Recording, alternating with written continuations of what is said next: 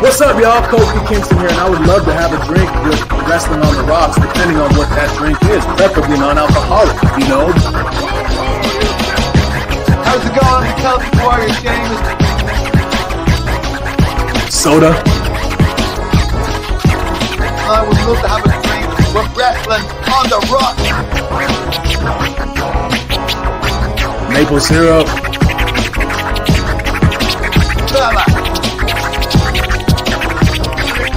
I would never have a drink with Wrestling on the Rocks. Welcome to Wrestling on the Rocks, episode 1. Again. Welcome to the dive bar of the IWC. I'm at Ref Marsh. We're at WOTR, the show. With us today, we got Bishop from Terrible Wrestling Takes. And boy, do we need terrible takes this week more than ever.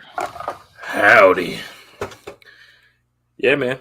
TableTakesPodcast.com. You'll find everything you need there. A couple dead links, a couple links that still work, you know, all that good stuff. Hodgepodge. a little bit of this, a little bit of that. Hell yeah. Hell yeah. You know, the worst part about the Good Brothers not being on TV is not getting the best Stone Cold Steve Austin impression. I know, dude. Can you imagine how much they could do that? Here's the other weird part to me as far as Good Brothers go. Fucking, they're not injured. Right. AJ is. Right. And Carl went to Japan for the one match, and that's over. So, right. Why aren't they out there at all? You could be used. We've talking about it week after week about this lack of like tag team cohesion going on, and about how the tag division seems a bit split, and the fact that you even have Drew and Sheamus trying to rise through, and they're taking out all these dominant tags. Like, look, we love the Good Brothers, but they could eat a loss to Drew and Sheamus, no problem. You know what I mean? Like, why aren't they getting beat to guys like that? And I know Raw, SmackDown, whatever, but where the fuck the Good Brothers, man? Yeah, because they're good brothers. Yeah, they're just hanging out, popping the boys in the back. And then Mia, because the other thing is, this is Mia's still out there doing stuff from time to time. That's true. That's true. Meechin. So and even her gear, the last match she had was all club. Had OC logos on it and shit. So why weren't they just at least walking out there with her, giving her the too sweet, and then walking back? And AJ has like a broken ankle, right? Like he's out for a while. So the Good Brothers should be doing something. Yeah, let them do something. Let them just have some matches. All right. But they weren't forced on TV to circumvent this great storylines that we're having on Raw, right? like this fantastic Raw we had, they couldn't have been fit on there for anything to make it any better, right? Yeah, there was a lot of stuff that could have. I mean, even SmackDown. I mean, this was a rough week, man. I'm constantly talking about how WWE's killing it. What did I even say before Rumble? I was like, look, a few of these stories are getting a little rushed, but my hunch is on the other side. There's a clear plan, and we're going to be off to the races, and it's going to be like. And now I'm watching. I was like, dude, we're like fucking 3-4 weeks away, and I'm feeling like a bunch of stuff is being tossed together or rushed, or there's things that we'll get into it. There's things that appear to be a larger storyline, but the matches realistically are only like adjacent to those storylines. So it's like, why are we here right now? Also, there's only like 4 matches announced for Mania. If you're really getting to the, are they trying to pretend that? I don't know. What's in your glass, man? What are you drinking? Well, I'm starting with some Sprite and Tito's. Good old fan favorite Tito's. And then when that's done, I haven't decided if I'm gonna mix the Zoe, a little Black Adam Zoe. I haven't gone through it yet with Tito's, or just go straight out the can, and then a little water in case I just decide to stay hydrated. So yeah, you gotta be. But right now, Sprite Zero and Tito's. I'm gonna try. For the first time, we saw this, and so we picked it up. Why does it say makes 2? I gotta read this now. But there is a espresso martini, organic espresso martini by Crook and Marker, and it's 0 sugar, 0 carbs. So it's actually a cocktail that is keto. The majority of the ones we get, I have to like goof around with, and is it going to be keto? Mix my own stuff. But the idea of an espresso martini that's keto, especially because most of the coffee-based ones all have like sugar. Yeah. Or some type of fake milk in it. Yeah, exactly. I think it's just saying that serving size 2 per. Okay, I think that's all they're saying is that this is 2 drinks worth because it's supposed to be in a martini glass and those are tiny. Gotcha. You what is it? 5.0 alcohol percent? I think it's a 10. Nice. 10%. So that'll be good. Yeah. Hell yeah. That's pretty damn close to a stiff drink. I mean, a regular martini should be around 17 to 20. Yeah. Yeah, and I need it. Might need a little fresh coffee to top that off. Oh, why is it like sour? Maybe they should have added sugar. 0 sugar. Oh. Well, that's sour, dude. It's the perfect drink to go along with what we watched. Yeah. Just to throw it out there, we watched a little bit of something from Raw, and you made those similar faces. So yeah, man, dude. Even at the end of Raw, I'm watching it like, and producer lady turns to me and she goes, "Is this good?" True story. So, like, I can't figure out how it is, if I'm honest. But we'll get into that. Mama. Oh. So well, cheers. Cheers. I'm gonna get some sweetener here in a second. I got some keto sweetener. I'm gonna try and give this a little punch. Okay. But before we do, this random thing popped up on my feed here about news, and I don't know why it's news today because it looks like on February 19th. Oh, I'll tell you exactly why it's news today, because DMZ reported it today, and all the internet sleuths and insiders don't know shit. But on February 19th, Sonya Deville was arrested, dude. No shit. Yeah, she was arrested for let's see. A valet contacted police on February 19th when they found a gun in the glove box of her car. And she was arrested because she didn't have a proper permit to carry a gun in New Jersey. So she was charged with unlawful possession, and she's gonna have a court date this month. I mean, fuck, I can't fault her for that, dude. The shit she's gone through. Yeah, just good thing she wasn't into the next state. She'd have been fucking locked up for 2 years automatic. That's true too. Does she live in Jersey? She was in Florida, Florida, I right? guess. Well, the break-in was in Florida, but I don't know her situation with her new fiance and everything, where they do their whole deal. So that's a good point. That's a good point. Plus, even the break-in was during pandemic, so everyone was staying in Florida to just. That's true. Yeah. But yeah, no. Wait a second. So this happened 2 weeks ago, and TMZ's reporting it now, but not one of those subscription-based dirt sheets had reported it at all. Yeah, no, they had no idea. Yeah. Huh.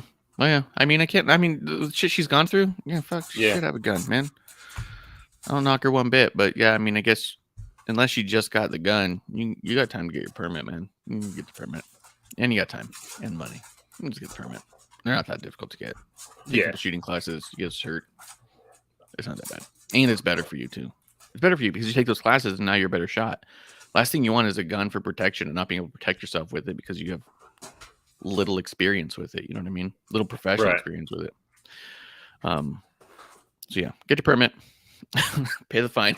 Is there a chance? Is there a chance that the dirt sheets pick it up and go, well, for the the safety of the performer, we didn't want to say anything. Oh, those however they got you. That's only news, but yeah, I don't feel bad about that. What do you think? Let's see. Let's talk SmackDown. Man, dude, last week we were so fucking hype off Elimination Chamber. So much so I came on to a week that I wasn't supposed to be here. Yeah, because it was so fucking exciting. And then this week had me going like, what are we watching? It was so exciting. This weekend, I was like, dude, is there fucking wrestling on? Like, is there a pay-per-view right now? That's how much I love the Elimination Chamber. Yeah. Dude. God. Let's see if I can find better results real quick because, well, this has stuff listed, so we'll just go with this. Let's see. SmackDown opened up. Braun Strowman, Ricochet, and Madcap Moss. Why was he in part against Imperium? Because he lost a match that he won a battle royal to get. He lost a match fair. This made no sense. It's not like there's a grudge here. He won a battle royal. He lost a match with absolutely no shenanigans. Right. And then now he's all like, and same thing with a piece of my mind. And Imperium against Strowman and Ricochet was for the number one contendership. Fucking what? 3 weeks ago? Yeah. And that was just to tell the story of Jay coming back. Like it's yeah. It was to tell the story of Jay coming back, and I think it was to give a reason for Braun and Ricochet to become a team. And so they have had a little bit of a rivalry because they both had issues with Gunther that Imperium was getting in the way with, and then they're being dicks about stuff. So I mean, it was loosely there, but it was a competitive based, right? We want that title. They're being jerks. Let's have another match. Boom, boom, boom. And then all of a sudden Moss is like, hey guys, I don't like him neither. Bet. Like I mean, it's not as forced as you're making it seem. I mean, he was the last contender for the IC title, and you have a trio. So what other three are connected? So, like you said, it's competition based. That's why they did it. But it was a forced trios match. It's gratuitous, a gratuitous trios match. Yeah, it wasn't necessarily forced because they are connected in that way. But yes, there is no more beef because it's not like he got fucked over by Imperium. It was like, hey, you guys beat Imperium, so why don't you guys come with me and we'll take on Gunther and Imperium together? Yes, it would have been better that way. Madcap fluked himself into a number one contender spot. It's not like he had so many wins under his belt. He was on the way, moving that way. Ricochet won a tournament. Saying. Yeah, Ricochet won a tournament. Yeah. Braun Strowman was screwed out of that tournament, and Madcap won a battle royal. Right. Like, he just doesn't have the same reason to be there. Yeah, I hear you. So I was kind of like, okay, but at the same time, honestly, I like all six of these guys, and I think Madcap is very underrated. I think he needs a new name more than Piper needed a new name. We'll get to that. But yeah, I mean, the match was fine. It was cool, but I was like, I don't know what the fuck's going on. And then Did the Viking Raiders come out on this one? Yes. After the match, Viking Raiders attacked McIntyre and Sheamus. Why were McIntyre and Sheamus out there? They were Right. just staring there, right? Right. God. Dude, I wanted McIntyre and Sheamus to be a team so bad 2 years ago. And now it feels as we're starting to pick up some really good tag teams, they're suddenly there. And it feels like it's all built around something for Drew to have. Yeah, right after Drew lost to Randy, instead of getting it back, the WWE title, I wanted that to happen. Sheamus and McIntyre. Look, just get Drew away from the title, build him up with Sheamus. They can be tag champs because Sheamus is amazing in tag teams. What him and Cesaro did with the bar was fucking incredible. And then you can help me give a shit about Drew. But to your point, now that Drew is here, it's as if Drew is being forced to be in front of us like he was his entire title run. Yeah, especially because during that time, the tag team division didn't feel like as strong as the potential for it to feel right now does. Braun and Ricochet feel like a team that ought to be together and doing really good stuff. They're also doing moves together. Again, Sheamus and Drew so far have done synchronized offense, not tandem offense. Right. That's a big problem I have with tags. Right. They don't wrestle like a tag team. They wrestle like two singles guys having a match with a tag team. Yeah. Because there's different psychology in tag matches and singles matches, and I think that gets lost a lot in the star power concept. Just for the private conversation we have to that point, that's one thing we did leave out before we got on about what Dakota and Io were doing on Raw, is that they did wrestle with tag team psychology. They cut off the ring. They cut the ring in half. They worked their way together better than you would assume just two singles do. So at least give them credit for that, but that's for later. Yeah, I didn't want to forget because I'll forget by then. So. Oh no, because I was going to talk about that, a little bit of that too. Where it's like, even when you started to see it, it was also falling apart. But but yeah, at this point now, it's like Drew comes out and stares at them and watches, and why? Like, and the other thing on why is like, it's not like Drew's watching the tag champions. I'm being like, oh, I want them. Right.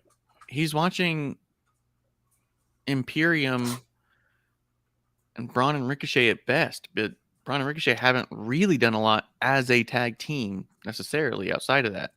So I don't see. And then the Viking Raiders come out, and it's like, it's all seemingly a little forced to give McIntyre something to stand on. I don't like it. Yeah.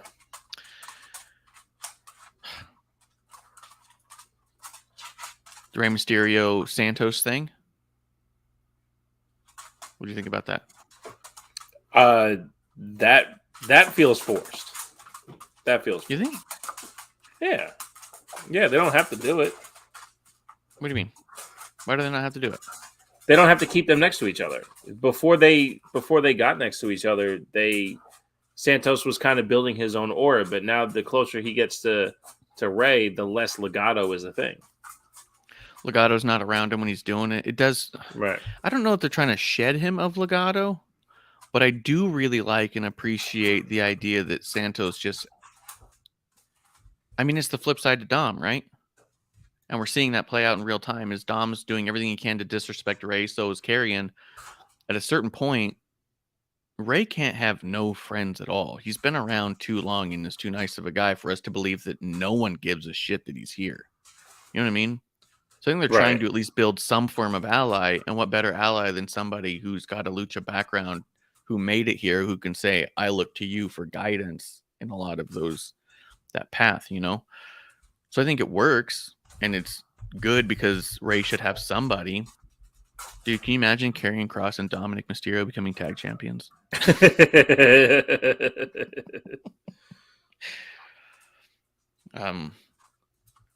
But I liked it, and I liked it. I liked Santos talking shit to Dom hiding behind Rhea. I don't mind a lot of it because that at least feels like it's going somewhere. Do you think we get the Dom Rey retirement Mania match? Not this year, no. I think Rey has been off of TV so much that they're not building towards retirement. He'd be more on TV, like the way Kurt Angle had it. He kind of like, a couple singles matches week by week to make sure he's seen a lot and kind of goes out on a high. You know, the way Yeah. Kurt Angle went out with Baron Corbin. Yeah. Yeah, what could you do with Santos and Dom? Because that's the thing, too, is when Dom is over there with Rhea, the rest of Judgment Day is not around. There's a lot of kind of splits. So you have these factions that aren't always all around each other, which I guess in a way is actually kind of cool. Right. All Which, right, well, let's just leave it there real quick. Which is just like that particular point shits all over Johnny Gargano shitting on Judgment Day on Monday night. Because like they're doing an interview and Judgment Day comes up and Johnny calls them like adults going through a goth phase. And Damian Priest is like, you said goth, you're cool. Like, they're not just that. Their characters are doing this. Dom went with Rhea because she's so important. She's going for the SmackDown Women's title and fucking is involving that with, you know, fucking with his dad. And they're the two that go to, you know, the parents and grandparents' house for the holidays to fuck shit up. Like, it's way bigger than that, you know? Yeah. They are all connected, but they're not interconnected. Yeah, exactly. Oh, my God. And Gargano with his stupid little Mormon haircut. Yeah, who said it? The Grave said it, right? Like, Gargano looks like he's been getting a boy's haircut for like 30 years or some shit like that. Really? That's fucking Oh, funny. yeah. Yeah, I know you tune out when Gargano's on TV, but it's like, why is this? Nobody's had that haircut since they were 11 years old or something. That's so good, dude. That's such a good line. But yeah, I did actually turn the volume way, way down on that one. So let's see. Let me see here. Let me pull up. So then New Day comes out. They interrupt LA Knight. Dude, that LA Knight promo, though, was sick. Like, LA Knight was doing so good and getting the crowd behind him on everything. They were yelling at him. They were doing the LA Knights. He was shutting them down because he's being a dick. He's so impressive with getting the crowd over on his side when you think that there's no reason why they would. You know what I mean? Yeah, absolutely. It was a little unfortunate because it definitely... Like, actually, I ended up watching that segment in the way that I thought you would instead of just taking it in for myself. And I just kept finding myself feeling bad for LA Knight. I know, dude. Because, like, he came out the backside of this Bray Wyatt thing without having a chance to really, like, shine in success. It's always in defeat.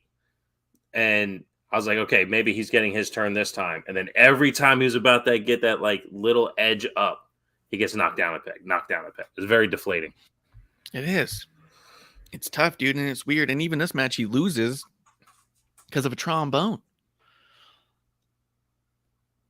Like, that's what did it. He got tromboned in the face, and then Kofi beats him. Yeah. Like, I don't know, man. I even like when he was talking shit to Woods while he's fighting. Like, he's just so good at, like, the shit talk. And he just needs his chance. I mean, he almost had that chance. Like, I remember... because I used to come on and talk NXT with you too, that him doing the $1 million feud was his way, at least in our perception, his way of proving he can carry a feud. Because at that time, no one could carry a feud in NXT. Yeah. So it was the two of them, Grimes and LA Knight, who were circling around DiBiase. But DiBiase, again, to be a legend, to come back like the opposite of JBL. He was the center point of the story, like the tent pole of the story, where JBL was like the full-on piece of what was happening with Baron Corbin. So for LA Knight and Cameron Grimes to really be able to tell that story, it's like, okay, cool. Now LA Knight can now tell stories beyond this gimmick of the $1 million title. And we never got that. And we still don't have that. But that's why when everyone was hating on Maximum Male Models, I was like, no. If anyone can have the shine for owning an entity, it is Max Dupree. You know, he was going to be able to take that to a certain way. But for all you Triple H throaters out there, he gets the book, changes the name back to LA Knight. What is he doing with him? He's allowing him to kind of like pay dues again, but he doesn't have to. We've seen it. Let's get some positive going here. Yeah, I thought it was really cool when he got out of the other side of the pitch black match and he just cuts that one promo. He goes, I don't want to talk about Bray. I don't want anything to do with Bray. I'm moving on.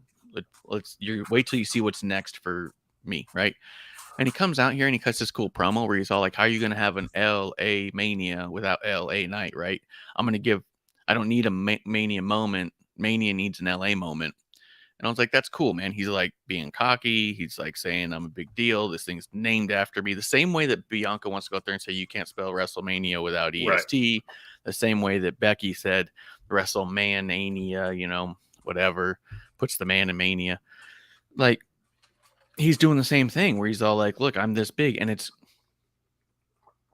the irony is that he has not had the chance to prove necessarily that he's on that level to be talking that kind of shit, but his ego as a character is such that he's not going to do otherwise, right? Right.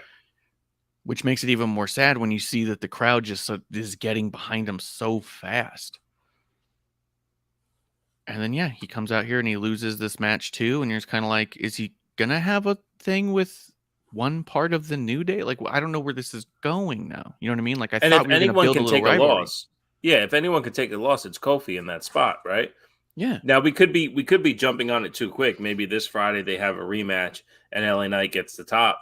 You know what I mean? Like there's a chance. It just doesn't feel that way. It doesn't feel like there's any momentum behind LA Knight. Yeah, I think that. Yeah, it feels like Xavier Woods is going to have a match with LA Knight and then also win. Right. And he's going to get laughed at by the two of them as they're walking out, because that's what the New Day does after success, is that they just go straight comedy. Yes. Yeah. I'm trying to even think. I mean, that's what I mean. This whole like Mania thing, I felt like was going to feel like this road to WrestleMania was going to be so fucking like a train just barreling through, and you're going to see stuff coming and get cool surprises. Why are they starting to build something with him in the New Day on the way towards Mania? Do you think they're going to put him in a tag when he's so clearly shown that as a single he thrives? I can't. Because who, right? Like, there's no even. He's so egocentric that there's no one else he can pull from. Yeah, and honestly, until the Miz stuff on Raw, I mean, he said it perfectly. You can't have an LA WrestleMania without LA Knight. And what if he was the host of WrestleMania? Like that's almost seemingly a better use. A night one, night two kind of host would be awesome. Mm-hmm. And maybe Miz and LA Knight have to fight it out. Hey, only one of you gets to be host. Have a match on fucking SmackDown and decide, or Raw, or 2 out of 3 fall. You know what I mean? Like, do a thing where you make it so he's in the match with somebody. Or the whole time, let's fantasy book, because this is what I do best. The whole time they're gearing up towards WrestleMania, the Miz is saying what he says. As soon as WrestleMania starts, the Miz, welcome everybody to the most blah, blah, blah, blah, blah. LA Knight music comes out. He comes to the ring, fucking kicks Miz in the dick, and just goes, who's hosting WrestleMania now? LA Knight? Yeah. Yes. 80,000 people. Nah. Yeah. You know what I mean? You're not going to have this thing hosted by the Miz. WrestleMania? Yeah. So fucking funny. It'd be awesome. The only person I can think of to put in a tag with LA Knight, not because it makes actual sense, but just because who the fuck maybe, would be like Cameron Grimes. No one's seen or heard from him in months. And they have their pseudo history from NXT, which Triple H likes to pretend everybody knows. Right. So I could see that, but they never exactly got on good terms. Yeah, Ciampa would be the only other one, because they did the War Games together too. But I hear you. Like the only one is Grimes, because I watched so much NXT at that point in time. To be honest, I don't remember him wrestling anyone else besides Grimes. You know, I know he had other matches. I believe he actually wrestled Bronson Reed too, because they had good chemistry. But him and Grimes is all I remember. So Grimes would be the one if anyone's going to get pulled in that scenario. But Ciampa too, but I don't know what's up with him, or if anyone knows what's up with him. Maybe I got to Yeah. try to be unblocked from dirt sheets to figure out what's up with Ciampa. I mean, no one's talked about him in a while. But last I heard, he was still recovering from another injury. So I don't know. We'll see. But yeah, dude, it was a really good talking segment that ended up with LA Knight eating another loss, and it just I don't know where we're going. And Yeah. sometimes it's cool not to know where you're going. Other times you just can't figure out the point. Well, it's cool to not know where you're going if it's not all in front of you. Like, this feels like a definitive LA Knight ain't shit. Yes. You know, like when the Usos right now, like we don't know who the Usos are going to face at WrestleMania. We have an idea, but there really isn't. Like, you can say Sammy and KO, right? But it's not like Sammy and KO are standing next to each other with promos challenging the Usos. But there's also a chance that Jimmy and Jay face each other at WrestleMania. We literally don't know. When it comes to LA Knight, we don't know what he's going to do at WrestleMania, but it actually looks like he's not going to do anything. Yeah. Yeah. I don't know, man. Let's see. And then it was followed up by more. Charlotte Flair comes out to cut her promo. Prison Dawn comes out to save the segment. Yeah. Dude, here's the thing. Producer lady was a Latina woman from California of Mexican descent. She was getting really upset here when we were watching it. Not just because she doesn't like Charlotte, but she said, who the fuck is this white woman to tell Dominic he's not Latino enough? Because the other thing is that producer lady is light-skinned, and so she's grown up with a lot of issues with being a light-skinned Latino in those communities, and has been in a number of instances where she's been put on the spot of how Latina are you? You know what I mean? Pronounce this, pronounce that with clear names. And it's a point of contention for sure, and she's not alone in it, and it's a thing, right?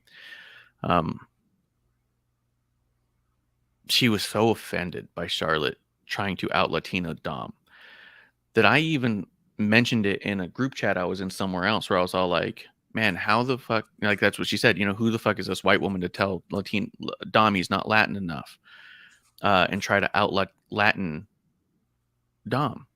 And a white guy in the chat goes, and she did. And I was like, no, see, that's the problem. Is that you don't get to say that. You know what I mean? Like, you don't get to say this white woman is doing a better job of being Latin than Dom because she said something with a bit of an accent. Because she the ability to identify Latin than Dom.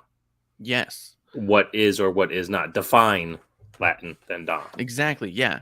You are now telling Dom where being Mexican and Latin lies because you've married into it. She even said, my producer lady, as she's like walking away from the segment, she goes, this bitch is one divorce away from being white, right back into the white pool she started in. You know, she's not suddenly Latin because she married in. Right. Well, I made the comment because we never, me and you specifically, we never shy away from these topics because we're able to talk like humans. But I made the comment with you and Kev on here. I was like, we're all white guys here. And then you guys both let me know that that's not necessarily the case, but it's not. But there is a perception to how you carry yourself and how people see you. And that's more than okay because you're allowed to live how you need to. For even you to go down this road and from the lens of producer lady and not yourself shows a testament to your own character that you could tell the same story through your own eyes. But it's what is it that is happening in this segment, even as a non-ethnic identifying person, because I'm Irish Italian, but I don't call myself an Irish American or an Italian American, and I don't make sure that when people say words that are ethnically offensive, I don't get up in arms because I'm not that guy. But when Charlotte did this, for one, the smug smirk she had was so offensive that, again, it's fucking wrestling, right? Like it's wrestling. But it's earn your stripes. Show the equity you have as a performer that you care about us and not yourself. You didn't make it any better. I can't make this any better, man. I'm putting For the creamer, I'm audio putting sweetener. listeners like myself, please tune into YouTube or Twitch or what have you and watch Marsh try to turn this horrifying espresso martini into something he can actually drink. There is a chance you can give up and dump it out, but alcohol's alcohol. Yeah, dude. I can't figure out what to do here. Charlotte's entire presentation is about one-upping the person around them, not elevating anything. And even me, like when she goes, I have a real Latino man at home that calls me mommy. Okay, again, I grew up in a part of New York where inner city slang is inner city slang, and it's rotated in who's talking to you and who you are talking to. So you say words that aren't culturally appropriate and today aren't appropriate at all. So I've said them all. I've heard them all. I've used them all, whatever. Like we went down that path as children. You grow up and make sure your kids don't do that. Shouts to Jay Briscoe. Exactly. Like you find a way to be respectful of cultures, not appropriate yourself into cultures. So when she did this, I'm like, number one, I thought Andrade's not on the fucking roster, so there is no payoff to your comment. Andrade's not going to come in and be the adversary to Dominic. So you now have I'm your mommy comes from Dominic. He used it. He said it. He started it. Yes.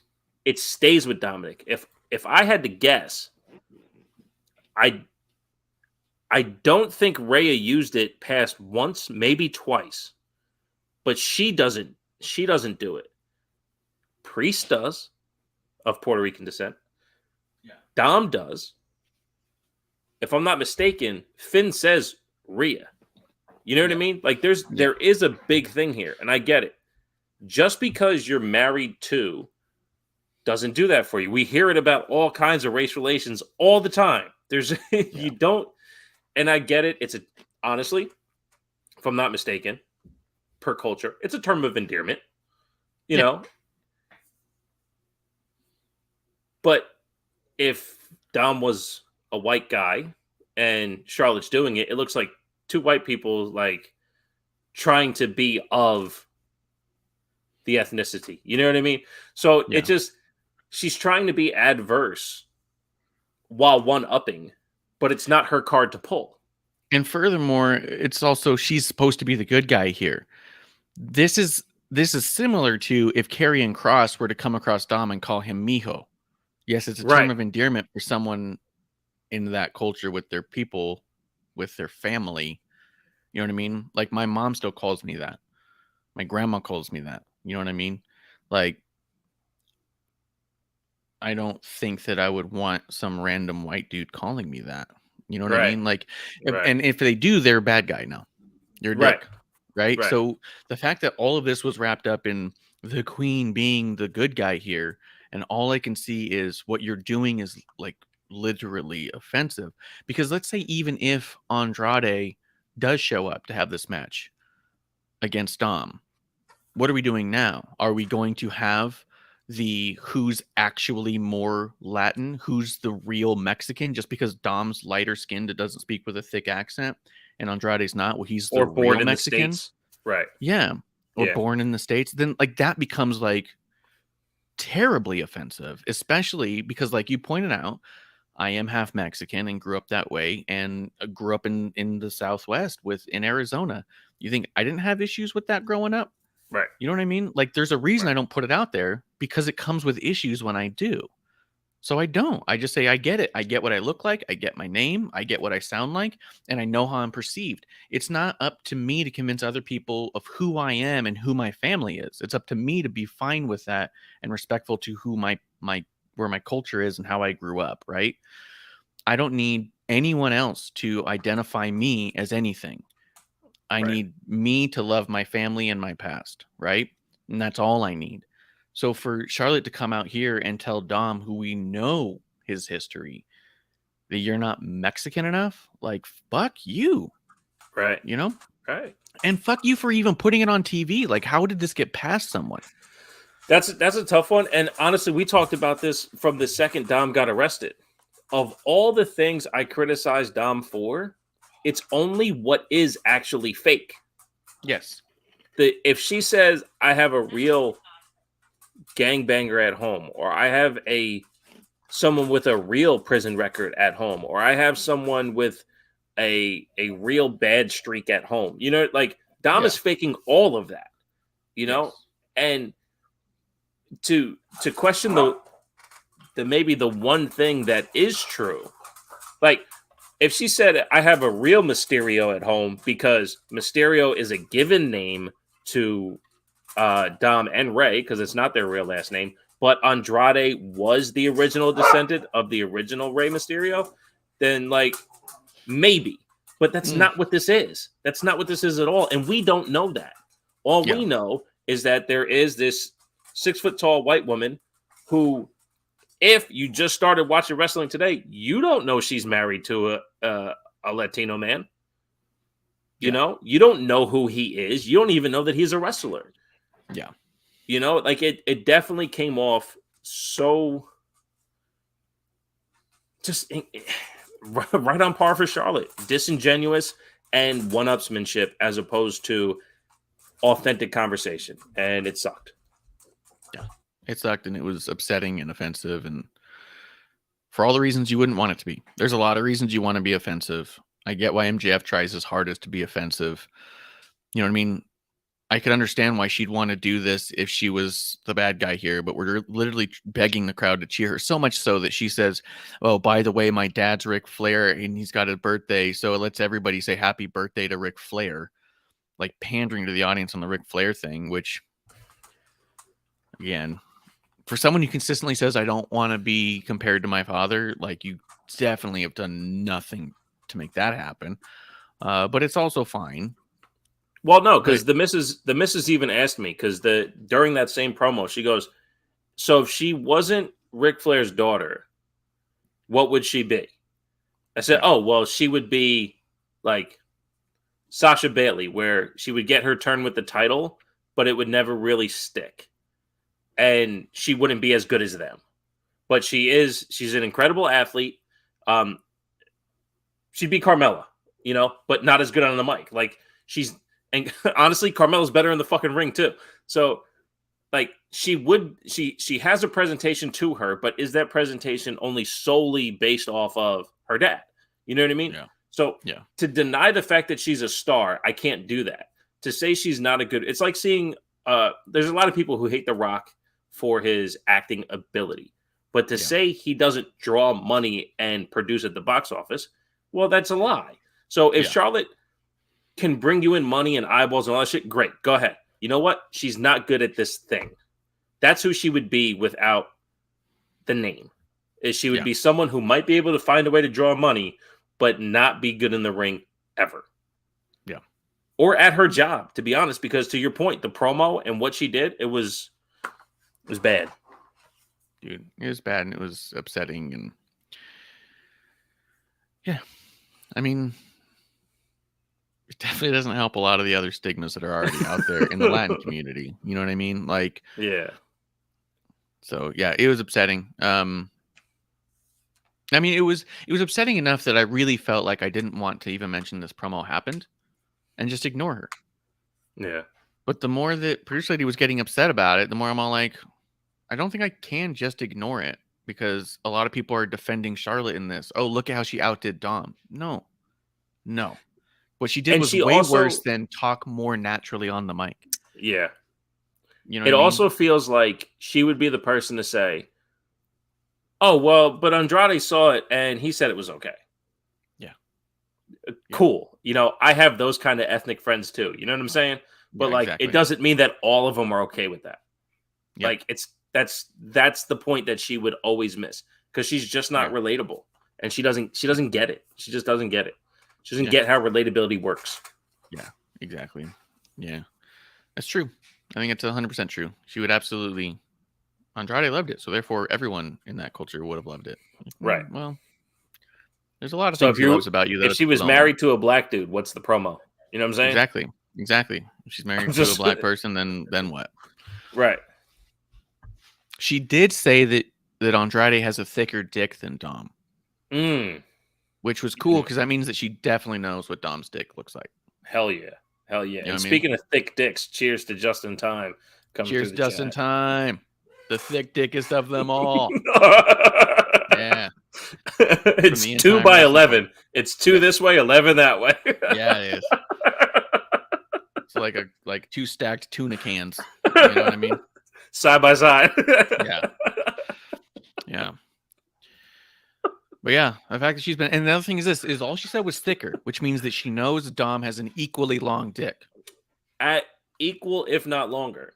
Yeah, equal if not longer. He might have a longer dick, but it's definitely not thicker. Right. So that's what we at least know. Because if you listen to Bruce Pritchard's podcast, a lot of people are constantly trying to find out how big is Batista's dick, which is a very fair question. But at this point on TV, we're getting a little bit of information here about the Dom dick and its shape. So it's really nice when they're able to just kind of fill us in, as it were. Well, I mean, then you would definitely know. Yeah. It's funny because, to be honest, of all the stereotypes of cultures and communities, when it comes to the Latin community, they have so much swag that dick size really doesn't come around. It doesn't come up much. This is getting chunky now. This shit's like curdling in there. Just tap out, man. Just dump it and make a new drink. Dude, you don't have to keep going. I wanted it so bad to be good. I wanted it so bad to be good. I was so excited. You were You should have drinking seen me the in the Charlotte store. promo of drinks. Dude, I was walking around with it like it was a championship belt, like in one arm. Like I was holding it like a baby. Like I was like, you guys don't believe what I just discovered. I was so I showed the can on here and everything because I just knew this was going to be the new drink that I have all the time. I've mixed it with coffee, the super creamer, and monk fruit sweetener. And now it's starting to curdle a little bit. What was that? Was it like a Jameson cold brew or some shit you had a couple years ago that was sitting The in the Jameson fridge? cold brew was good up until the expiring date was accurate. We found out. And then it became like motor oil. This is like sour. Is this fucking expired? Is there a thing on here? Can't read this. I know it Put wasn't. your glasses on. It wasn't discounted. Well, I mean, I can read the numbers, but the numbers don't mean anything. It says 2223 MB, 1358, 176 out of 175. That can't be good. B06 USA. It's one more than they meant to make. Yeah, they made one extra one. They went, fuck it. Oh, God, shit. this is... Justin tuned in at the right time. Because he does. Just in time. Yeah, using time. Oh. I don't know what I'm supposed to do. Like, I'm about to ruin the rest of my coffee by dumping it in there and hoping it just settles. And I'm afraid I'm going to... Pull the plug. Pull the plug. It's like, I'm begging you. Don't do this, man. You got a family. Good God. It's not going to work. Yeah. Oh, shit. But yeah, moving on. I did think the stare down with Rhea was nice because I think Rhea made her point that she doesn't have to say anything. I did think that Dom coming out there and talking shit on behalf of Rhea was funny. One of my favorite things about Dom right now is a lot of people have given criticisms for a while about him being, quote, bad at promos, right? He just can't talk. Why would you ever give him a mic? He can't talk. And I for one, want to know how much of what he's doing and saying and every aspect of his presentation has been his idea or how much has been collaborative.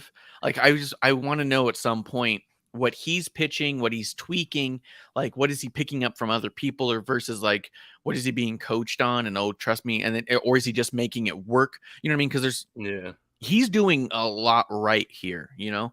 And I wonder if part of he's bad at promos, he's not believable, turns into, well, let's give him something not believable to talk about, because then you'll believe he doesn't believe. Like going to prison for 2 hours and saying, when I was doing hard time, and you go, he doesn't even sound like he believes it. And you're like, perfect. Right. Perfect. I think I'll relate it to the podcast thing, right? Like I can watch a show, take notes, and go for an hour on mine, but I think I'm at my best on here when you give me like we do this rubber band thing where we just bounce off each other, and we can go and go and go and go and go. That type of fluidity leads to a more believable presentation of a show. There's a chance that they told Dom, okay, this is what I want you to do. I want you to research as much you can about prison, factor in so many different words that go into it so you believe what you're saying.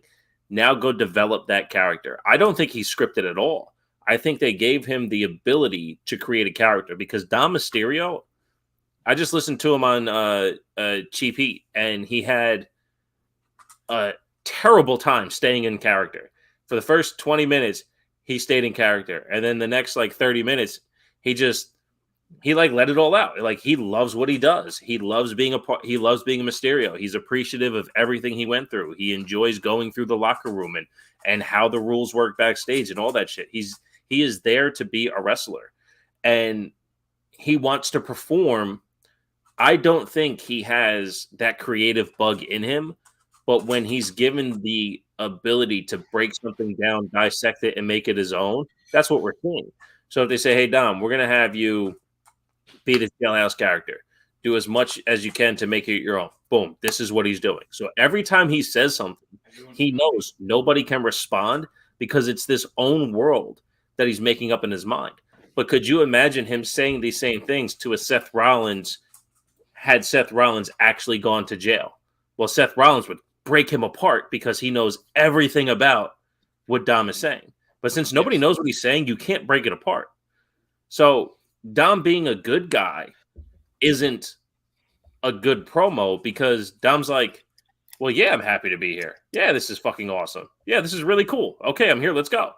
Like if there's no show to watch, I don't turn on the microphone because I'd have nothing to say. You got to give me something to talk about. And I think that's what Dom is doing. I think they give him something to talk about. Here's the thing you talk about. So I do. I mean, that's certainly what made it so fun when Dom was talking shit to the Usos. Because we know, not that the Usos have been to like federal prison or anything, but we know they've been arrested a couple of times because they've had their struggles, and it's usually DUI. You know, it's not usually terrible abuse and fights and crazy shit. And even then, even if you take the story of how Dom got arrested, it's not really that he didn't do anything. Right. He went to his dad's house, talked shit. Rhea slapped his mom, and he got arrested. Like he literally didn't do anything in the segment. So it's not even was hard by the crimes that he had to commit. It's made it so funny. Yeah. It was outstanding. Having vodka and Sprite now. I ruined my coffee. I poured the whole thing in there. Into my coffee, just thinking it would be so diluted by coffee that it would be fine. I told you to give up. Now you ruined coffee. I'm gonna have to after this. I'm gonna have to like go to Starbucks or something. I only said Starbucks because I have a gift card for Starbucks, and so I wouldn't have to pay for it. There you go. I'm a nitro cold brew guy. Yeah. Cheers. I have a couple of those. Oh, these are great. Coffees. Yeah. Super coffees are great. I even poured super coffee in that son of a bitch. Fucking nothing, dude. Yeah. I like the blueberry muffin one. Oh, dude, the pumpkin pie one is great, and the cinnamon roll one's crazy. Yeah. But what makes the blueberry muffin one so good is it tastes like bread. Yes. And that's ridiculous. They have the muffin part in there. It's the muffin blueberry muffin. Yeah. Yeah, exactly. Yeah. You can taste muffin. Yeah. The idea that I can drink muffin flavor. Yeah. It has like even that little burnt taste as if it like came out the muffin pan, not with the cupcake thing on it. Yeah. It's fucking incredible. I love it. It's insane. Like it's insane how they do that stuff. So like growing up in New York, this is the thing you wouldn't understand. Like growing up in New York, there's these typical things that you get. Like when you move there, when like you're older, you don't really do that. But growing up, like a typical Sunday breakfast for me is either a buttered roll or a blueberry muffin. So blueberry muffin flavored creamer is fucking amazing. I used to get the poppy seed, bran, or for me, more often than not, it was the how did you call it? Egg was it? How did you call the egg sandwich there? Because it wasn't just like you had to call it a certain thing there in the bodegas in my neighborhood. I'm asking you, producer lady. What were the egg sandwiches in New York? Was it egg and cheese on a roll? Yeah. Is that how you just say it? No, you say sausage, egg, and cheese, salt, pepper, ketchup. No, You I have to didn't go get there. all Or that bacon, shit egg, on and it. cheese, salt, pepper, ketchup. You have to. No, it was like bacon, egg, and cheese roll or some shit. Because it was just the one thing. That, dude, you know what I was pissed to find out about it? The last year I was there, I knew I was moving. And that's when somebody who I'd been hanging out with in the middle of the night was like, we got to get a chopped cheese. And I was like, what the fuck are you talking about? The fact that I didn't discover the chopped cheese until the last year I was there, I was fucking pissed, dude. Mm-hmm. You don't know how much I love cheeseburgers to begin with. Mm-hmm. But once I had that chopped cheese, I was like, well, this is my diet for the next 6 months. I got to catch up. Well, it's funny because, like, once I moved out of New York, people started calling it ground beef, but it was always called chopped meat up there.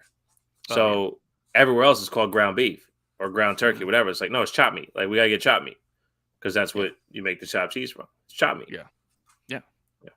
And the chopped cheese is basically a fucking cheeseburger and a hoagie. I was like, fuck yeah. 12 inches of cheeseburger. Do it. That's Batista. Yeah. That's the difference between Dom and Andrade. Andrade is a hamburger because it's just thick and short. But Dom's the chopped cheese. It's fucking hoagie style. All right. Well, I just want to throw that out there about Dom and just all the respect I have for Dom.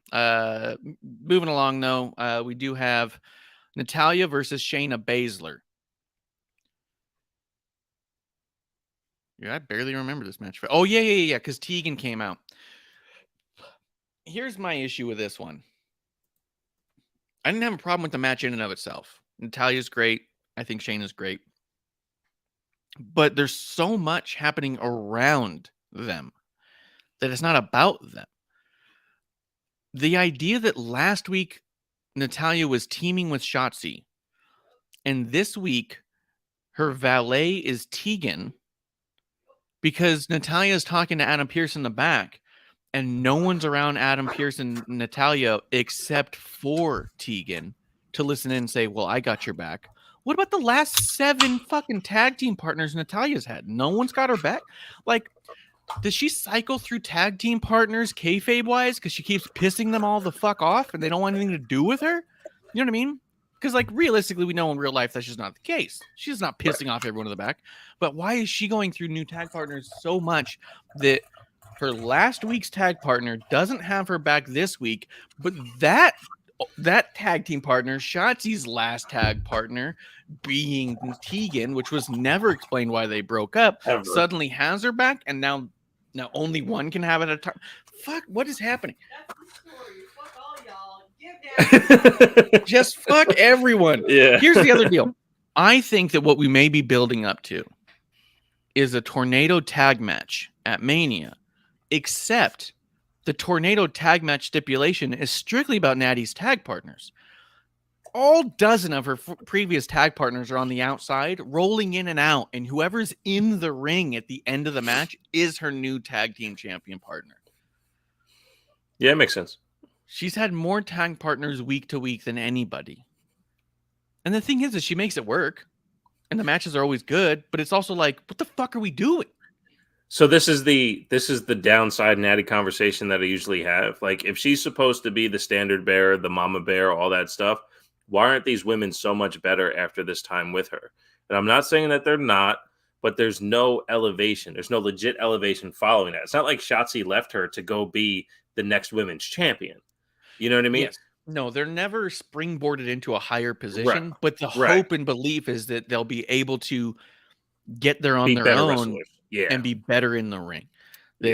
It's not like, hey, you beat Natty and now you're springboarded into the main event. It's, hey, you've worked with Natty, so you should pretty much have all the fundamentals down and be able to work a crowd, right? Like, that's all I think they want from it.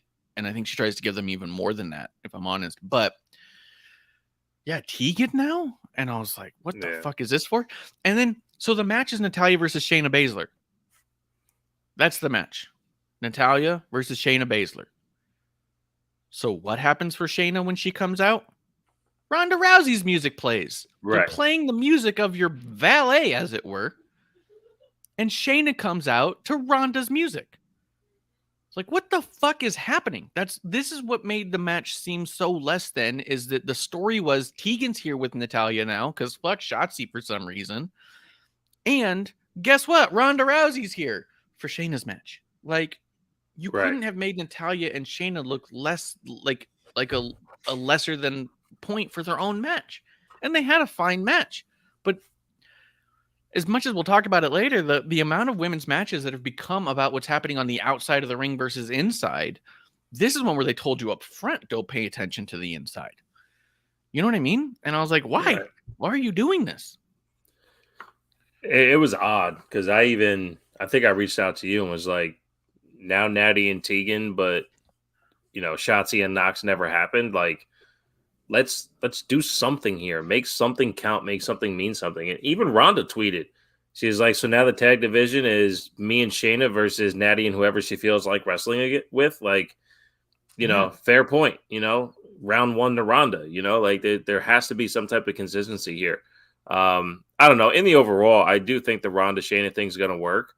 But after what we saw on Raw, I don't know what happens next. And honestly, I don't know where we go for the entire women's division. And this is again, I fucking hate the IWC because it was Raw sucks, SmackDown sucks. Can't wait till Triple H is back in charge. Now with Triple H in charge, you kind of see how there's only so much they can really do to tell stories week by week.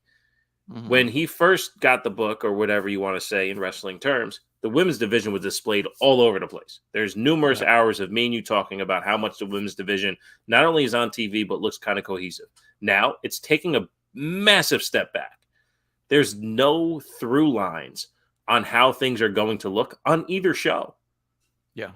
On either show. So I have no clue what to call it except for, inconsistent. And the match was okay, but because the story is so inconsistent, it takes out the investment. Yeah. It was a fucking bummer. And speaking of inconsistent and incohesive, the Firefly Funhouse returned. Dude, I love Bray. I got Bray little belt over here. We've talked so highly about a lot of the Bray stuff and how cool it is and interesting it is. This is one where producer lady was actually in the kitchen getting some stuff ready, and the Firefly Funhouse came up. And instead of me saying, oh, you better get in here and watch this, as I started to watch it, she came in and she goes, oh, did I miss the Firefly Funhouse? And I just kind of went, not really. Like, this was, for one, so long.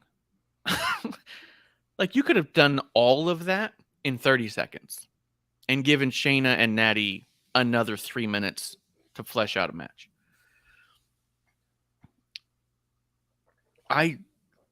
It was also in such a way where it wasn't intriguing enough to try and dig in and look for clues.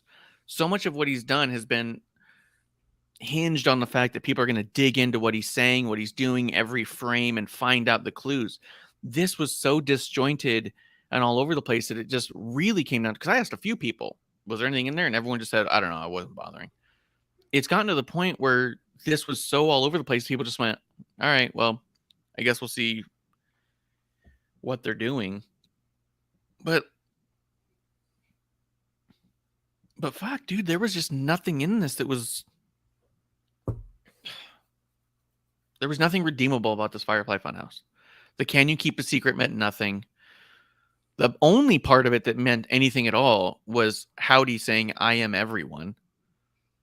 That's the only thing worth noting as far as like, oh, did we get any information in this? Well, maybe Uncle Howdy is a puppet master of all. I mean, the only problem I have with that is that we saw everything in real life. We saw everything. We saw everything actualized with Howdy there. So it's not as if he, in a cartoon, or even like Doctor Strange did, where he, materializes as other entities to come back into one. Like, that doesn't happen in real life. So I'm sorry, as much as I can suspend my disbelief, maybe if the Pitch Black was done in the Firefly Funhouse and we saw all the characters at once, but we're talking in the arena at the same time, we saw all entities. So Howdy isn't everyone. I meant theoretical puppet master. I'm everyone. I don't. I'm controlling What I'm them saying, all. I don't disagree. I don't disagree with that. But also, like, then you're talking some Joe Gacy shit, not Bray Wyatt shit. And when you're not, because the whole Bray Wyatt beforehand as the Fiend, it was here.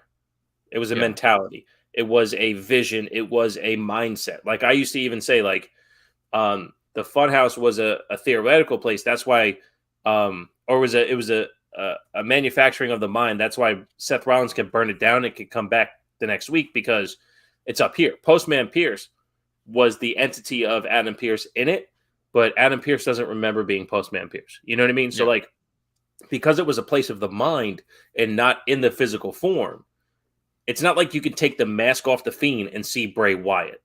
Bray Wyatt was Freddy stepping into Jason's world kind of thing. You know what I'm saying? So like this here, because Howdy says that in the Funhouse, it doesn't ring true to me because we saw everyone in real life.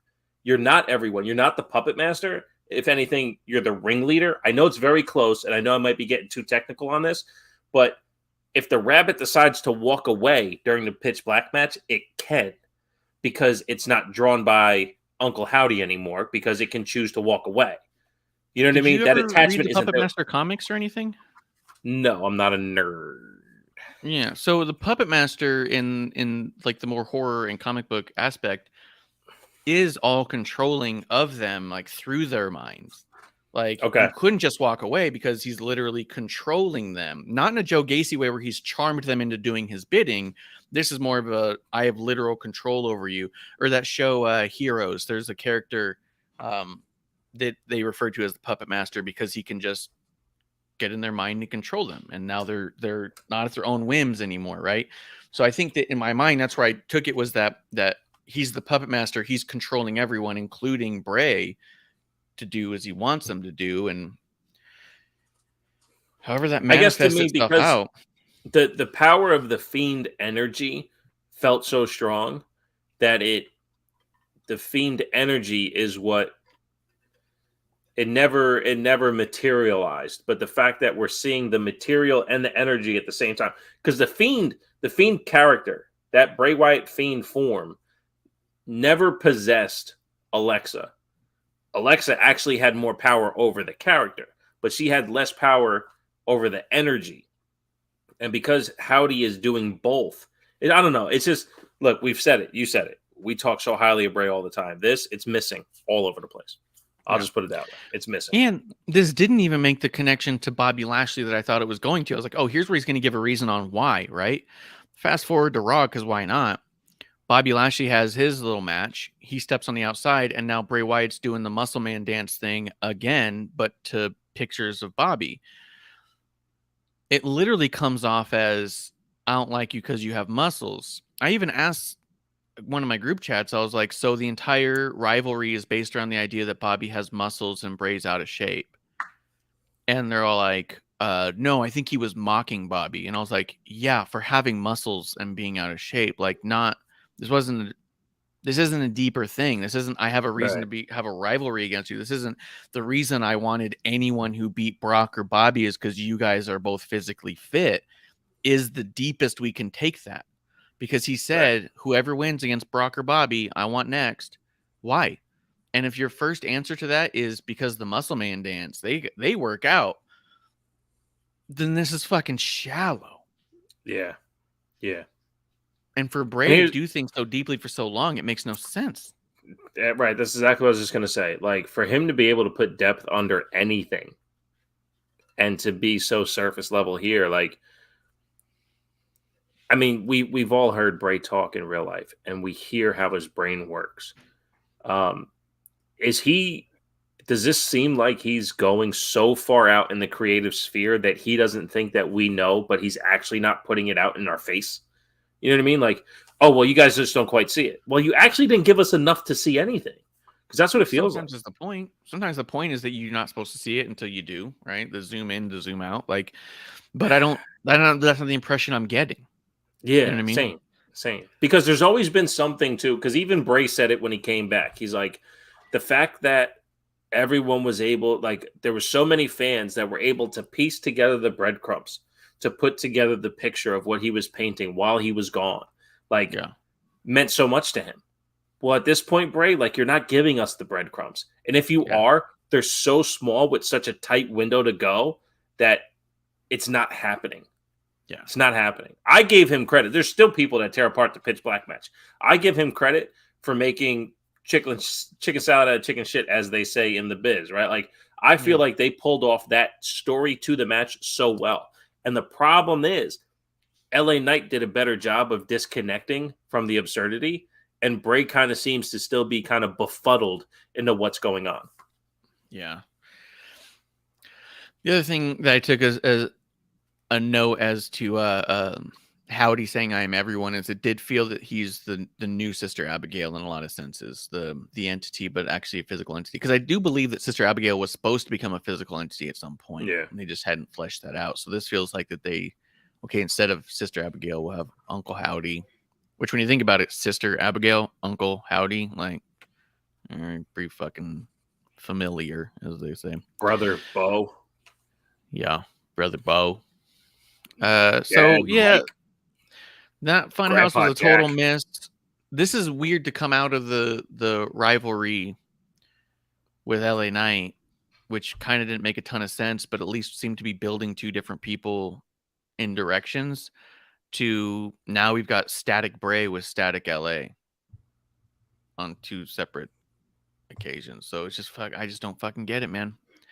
And it's not, I mean, maybe it is way over my head, but I don't get it as in, like, I don't see the point. I don't see there being any depth at all.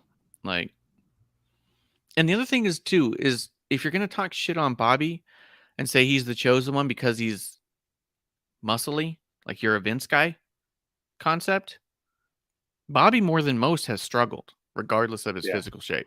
He's been given a shitload of chances for sure, but he's not the Ultimate Warrior, where he was shot to the top within a year because of his physical shape more than anything.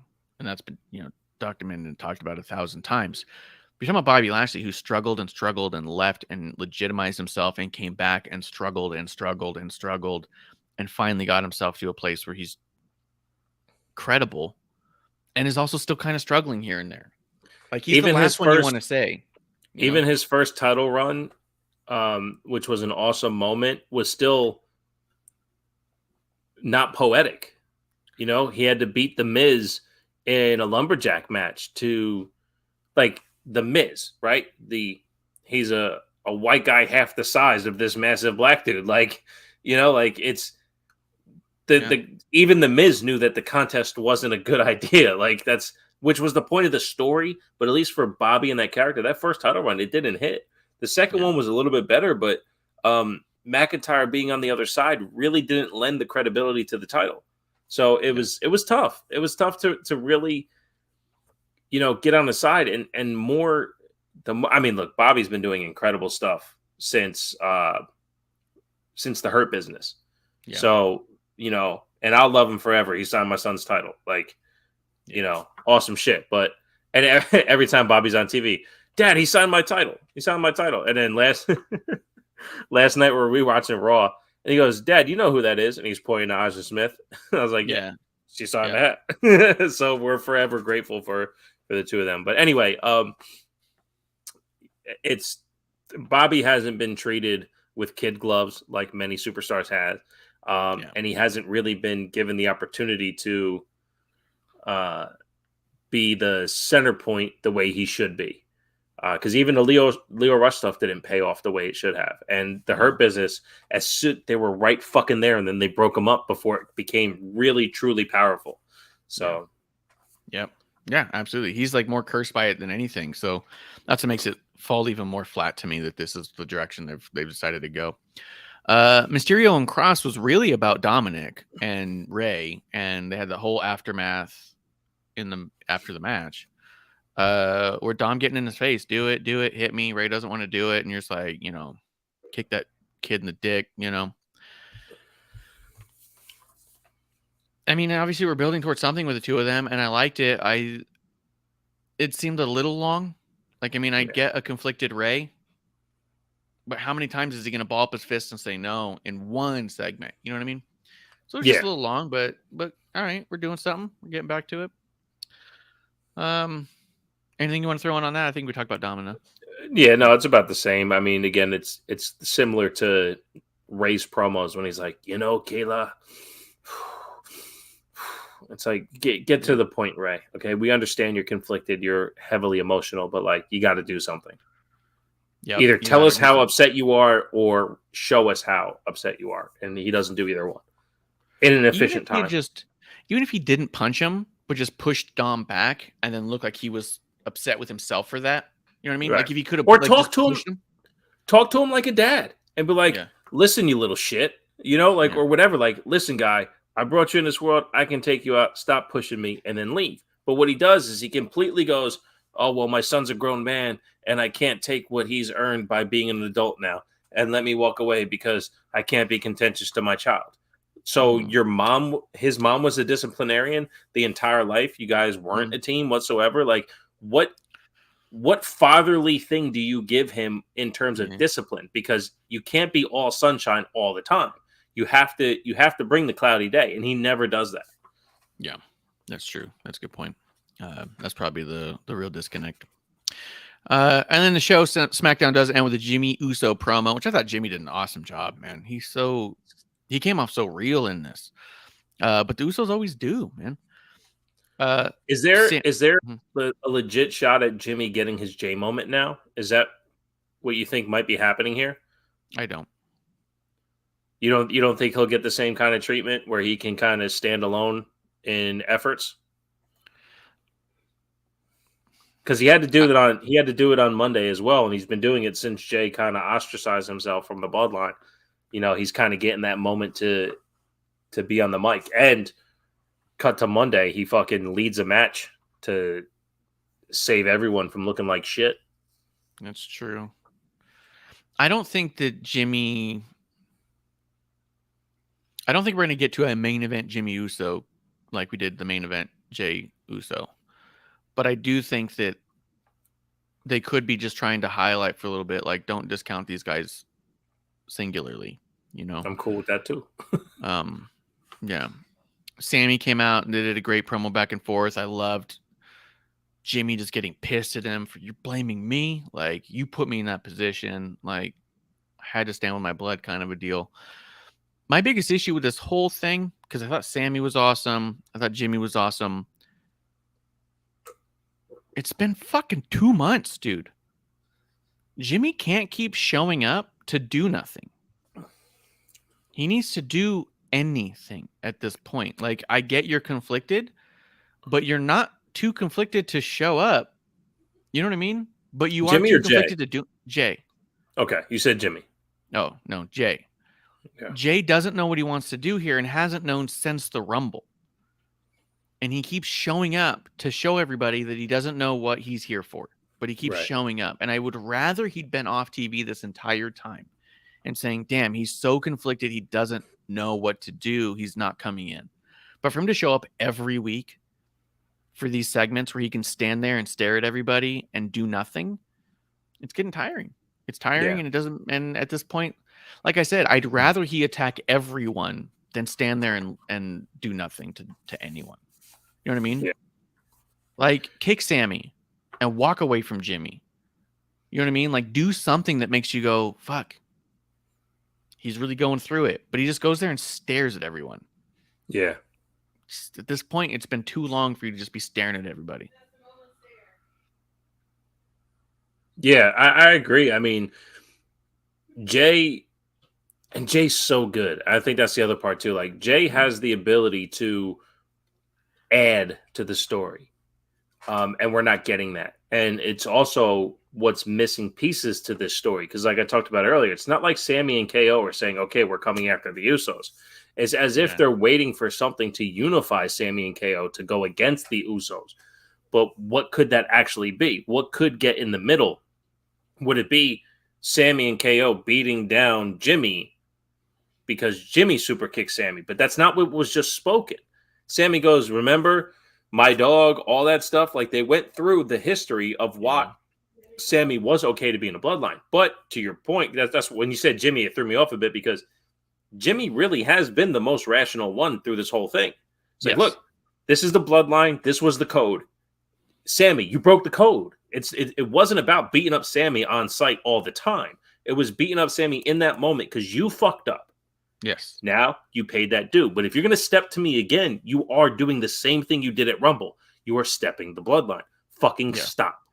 My dog is still good, but fucking stop. So Jay not choosing a side, it's either Jay against the world or Jay back in the bloodline. Because Jimmy, by definition, has been saying this is code. Yeah. So Exactly. Yeah. Yeah. It's not that you fucked up, that it's on site. It's you did this and that this is what happens to that. You know, like, yeah. And then the fact that you're not letting up, it's like, okay, well, it's going to keep coming. Like, and even the look of on Jimmy's face was all like, it even looked like he was mad. I'm like, you think I wanted to do that? You know what I mean? It was just like, he was so pissed at Sammy because he didn't get it. I didn't want to. I had to. He goes, I did what I had to do. Yes. Not because it wasn't a difficult choice, but because family is the easy choice. It's the only choice. And here's the thing. Jimmy could have easily said back to Sammy, he makes us prove that. Look at you right now. You had nothing. Now you have $1 million in your pocket. You had a main event in your hometown. Look at everything that's brought to us by following the rules of the bloodline. Everything that's brought to everyone by following the rules of the bloodline. I'll prove it every day of my life to make sure that we stay on top. Yeah. So yeah, it's Roman, he said it. I'm the head of the table. I'm the tribal chief. But what does the tribe do under the chief? They make sure that shit stays where it's supposed to. So Sammy breaking those rules, that's a Sammy choice. So that's why the Sammy babyface version of this doesn't make sense to me. When even it's funny because they did a great job with the promo packages showing Sammy infiltrating the bloodline and exiting, but he does it in a way where they show him using the bloodline to regain success. Yes. You know, they did a great job of that, but he's the good guy because he turned on the bad guy. But what he actually did was he used the top guy in the company to regain his famous success, to regain his spot on a card, like to get higher up. Like he really is the bad guy in all of this.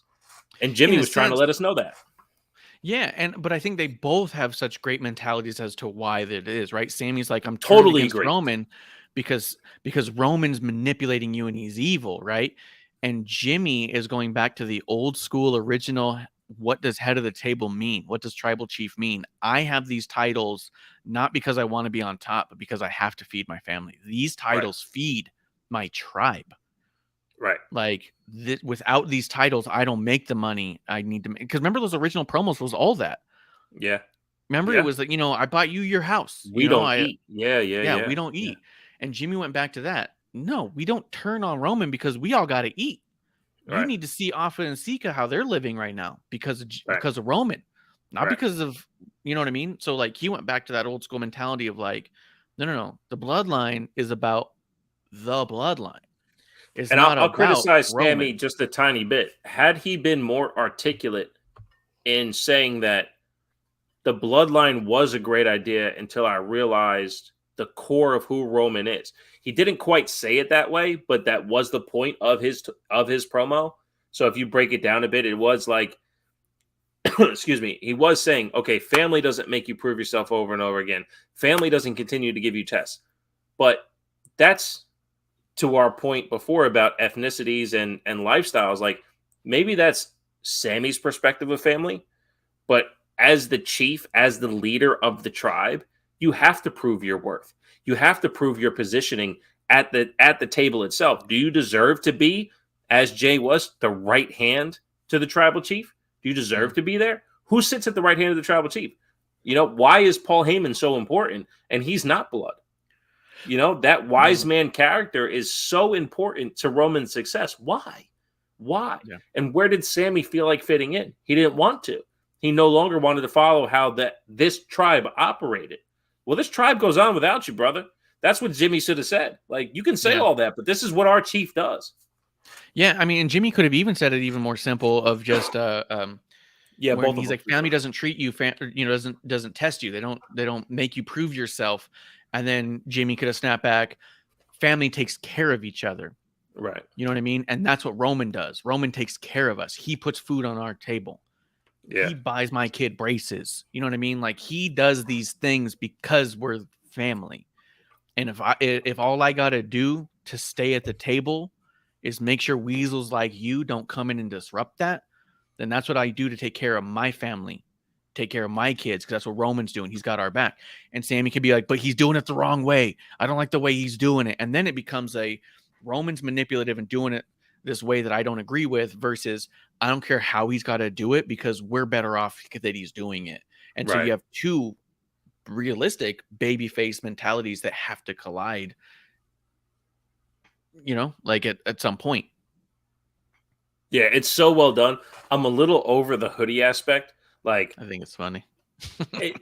But is it though? Like, what are they doing? They're not ostracized from WWE. Like, if anything, like no one fucks with the bloodline, and the bloodline actually doesn't hold any show hostage. They run both when they show up, but if they decide not to show up, like even when they do show up, you don't have to hide from them. You know, like, it just doesn't. Remember, the bloodline showed up with Sammy, and they were beating the shit out of everyone, starting with Mustafa Ali for no reason. Remember that?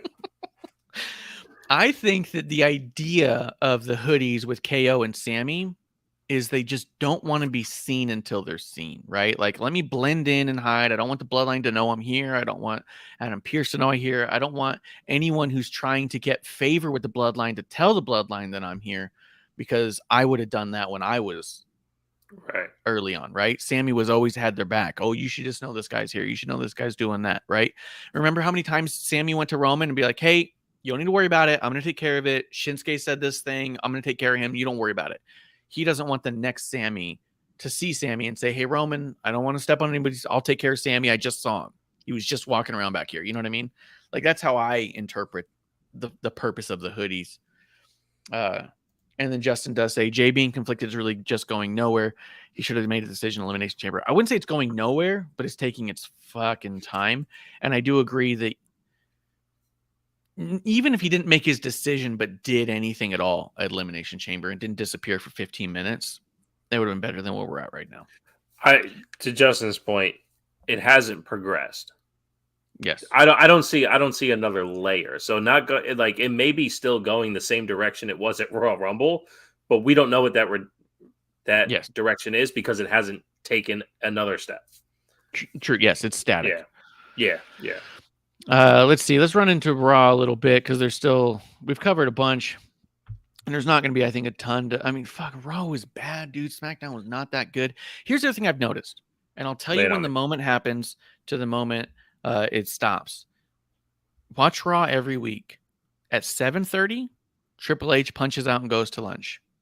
He comes back at 8:30. There's an What time hour. zone is this?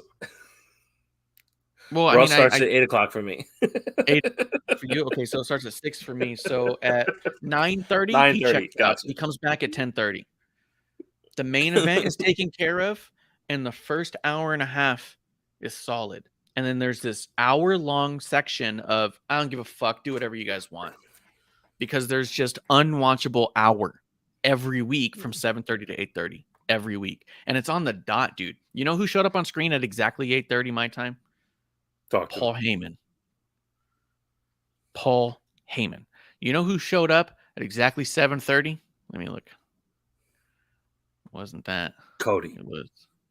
I believe it was Candace. Yeah, bro.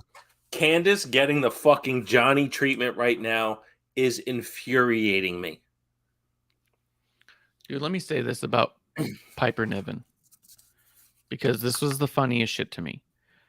The amount of people who go, she just needs to drop Dewdrop. That's the number one priority. Get Dewdrop off and bring Piper back. I don't think... Oh, Blue Board in the chat says, starts out hot and turns into a wet fart. You say that. People talk so negatively about wet farts, but I'm going to be honest with you. A solid wet fart will make my day. I've had a ton Wait a of second. success with A wet farts. solid wet fart? A solid wet fart? Not a good one. A wet fart might help. Well, now we're A talking solid oily wet one. We're talking discharge. about changing the underwear. Yeah, good point. Good point. Yeah, a lot of people talking. Someone also this week told me they're like, "Oh, it went down like a wet fart in church," and I was like, "All right, you've clearly never heard a wet fart in church because that makes church exciting Yeah. for me. That changes the whole dynamic of church. I'm talking about church all week now." Oh man, But dude, the I amount of said that people who said before number Rumble. one priority, Dewdrop's got to go, Piper's back. Yeah, I I don't came think on it's here. hard to argue that Dewdrop had more time on TV, had more wins, had more crowd sympathy, had more crowd reaction, and had a More bigger connection. babyface connection than Piper Niven has. Piper Yep. Niven is just Dewdrop with a scowl. Yep. Except it's not Dewdrop with a scowl. It's just Piper. Yeah. Just Piper with a scowl. You got some Yep. face paint and you're losing and no one cares. People cared more when she was Dewdrop. That's not to say she's not capable or fantastic, because I have almost nothing negative to say about Piper Niven at all in her presentation and what she's doing. But when you go TV time versus connection, Dewdrop had a connection that Piper does not. You know what I mean? Yep. When this is how me and you talk wrestling basically all the time. Yes, we have our favorites, but we're also honest. If we're going to talk shit on Johnny getting no crowd response, we have to say the same thing about some of our favorites, like a Piper, who is getting zero crowd response. There is zero crowd response. When she was Dewdrop coming out with the fingernails, doing the Dewdrop, right? She would do that to the little girls in the front, and she was having some things. And the way the music was cheery and upbeat, and she would pop up and down, coming down the aisle, and she would have this crowd interaction, this engagement. Where, yes, the name is fucking god-awful, but I told everyone back then, pay attention to what's on TV and cheer for who you enjoy. And if Piper Niven is someone you enjoy, then appreciate her as Dewdrop. Because I said this after the Royal Rumble happened. I came on and I listed it performer to performer. Piper Niven comes up on the Chiron, all across the fucking Jumbotrons, everything along the sides, the bottom of the boards, all this shit. Piper Niven. You could have heard a wet fart at the Royal Rumble. Yeah. Zero crowd reaction for Piper Niven. Had it been Dewdrop with the crinkles and all that stuff, maybe you get the little girls around the front going, "Oh my God, Dewdrop's back." But you have Piper, Dewdrop with a scowl, not interacting with the fans. You're getting zero crowd reaction. Zero. And Piper is a fucking phenomenal athlete. She's phenomenal at a ton of stuff. You know what's funny, too, when I think about Dewdrop, the character? She said it in one of the little media scrums that I was watching. It was all Vince, obviously, at the time. But Vince kept telling her, dance. Go dance when you're out there. And she goes, "Vince, I don't know how to dance." And he said, "That's bullshit. I see you shaking your ass around the hallways all goddamn day." And she went, "Oh, yeah." Because she did. So that's what she started doing when she came out, the stupid, goofy dances, because Vince saw that and said, "There's something there. I like that. I like her. There's charisma, and she hasn't even said a word. I just want more of her around. That's infectious. Go do that out there." And as soon as Vince is gone, they're like, "Remember all that silly shit? Let's get rid of it and make you a serious wrestler who's angry." Right. And not to say Vince is right about everything all the time, but the connection's gone now. Yes. Now it's not 1000%. infectious. Dude, Steve Austin says this shit. I've heard him tell the story a dozen times. And he he always goes, "I don't want to say who it is," and then he always says who it is. It's like, "I'm standing in Gorilla and I'm watching this performer go out. It's the middle of the Attitude Era. Crowd's hot, all this shit. He goes out, he's doing his thing, and then the crowd's going fucking bananas. And then I go, "Vince, hey man, you hear that crowd reaction?" And Vince goes, "Yeah, I just hope he can get over." And they're talking about Steve Blackman because his entrance, he would do the whole thing. The crowd goes absolutely bananas for the entire martial arts aspect, all this shit. And Steve Blackman was amazing. He had a phenomenal look to him. His body size, his athleticism was totally different than anyone else. The thing is, bell to bell, zero crowd interaction with his movements. He was just an absolutely athletic freak performer. And because he couldn't get over with the crowd during the match, he never shot up the card. That's what's happening with Piper right now. The engagement's not starting in the beginning, that we're not getting that interaction in the ring that's going to get her to the next level. Put her against Shayna Baszler for 15 minutes and tell me by the end of it, you're not going to get two exhausted performers with both of them, honestly, looking the best they ever have. But we're not getting that. Yeah. We're seeing her job out in this way that, like, where's Dewdrop? You know, like, we need some charisma. We need something. Yeah. Because it's just not happening. And then on top of that, for her to take this loss to Candice, look, the schoolboy roll-up thing is a move we've seen time and time again. Do you believe for 1 second that Candice LeRae, with one arm, could reach up and knock over Piper Niven? No. It looked so stupid.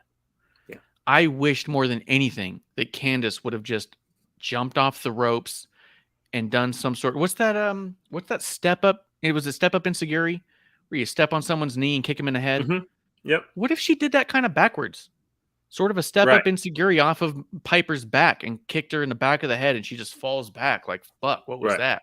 Or kick her in the knee and then do a jumping enziguri. Like, yes, something like that. Yeah. Yeah, bring her down. Piper's big, powerful. And she knows how to sell. And she could sell like a motherfucker. Yes.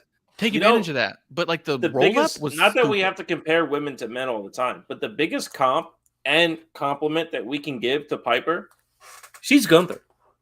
She is. She is Gunther. She is an incredible athlete for her size. She's a phenomenal wrestler.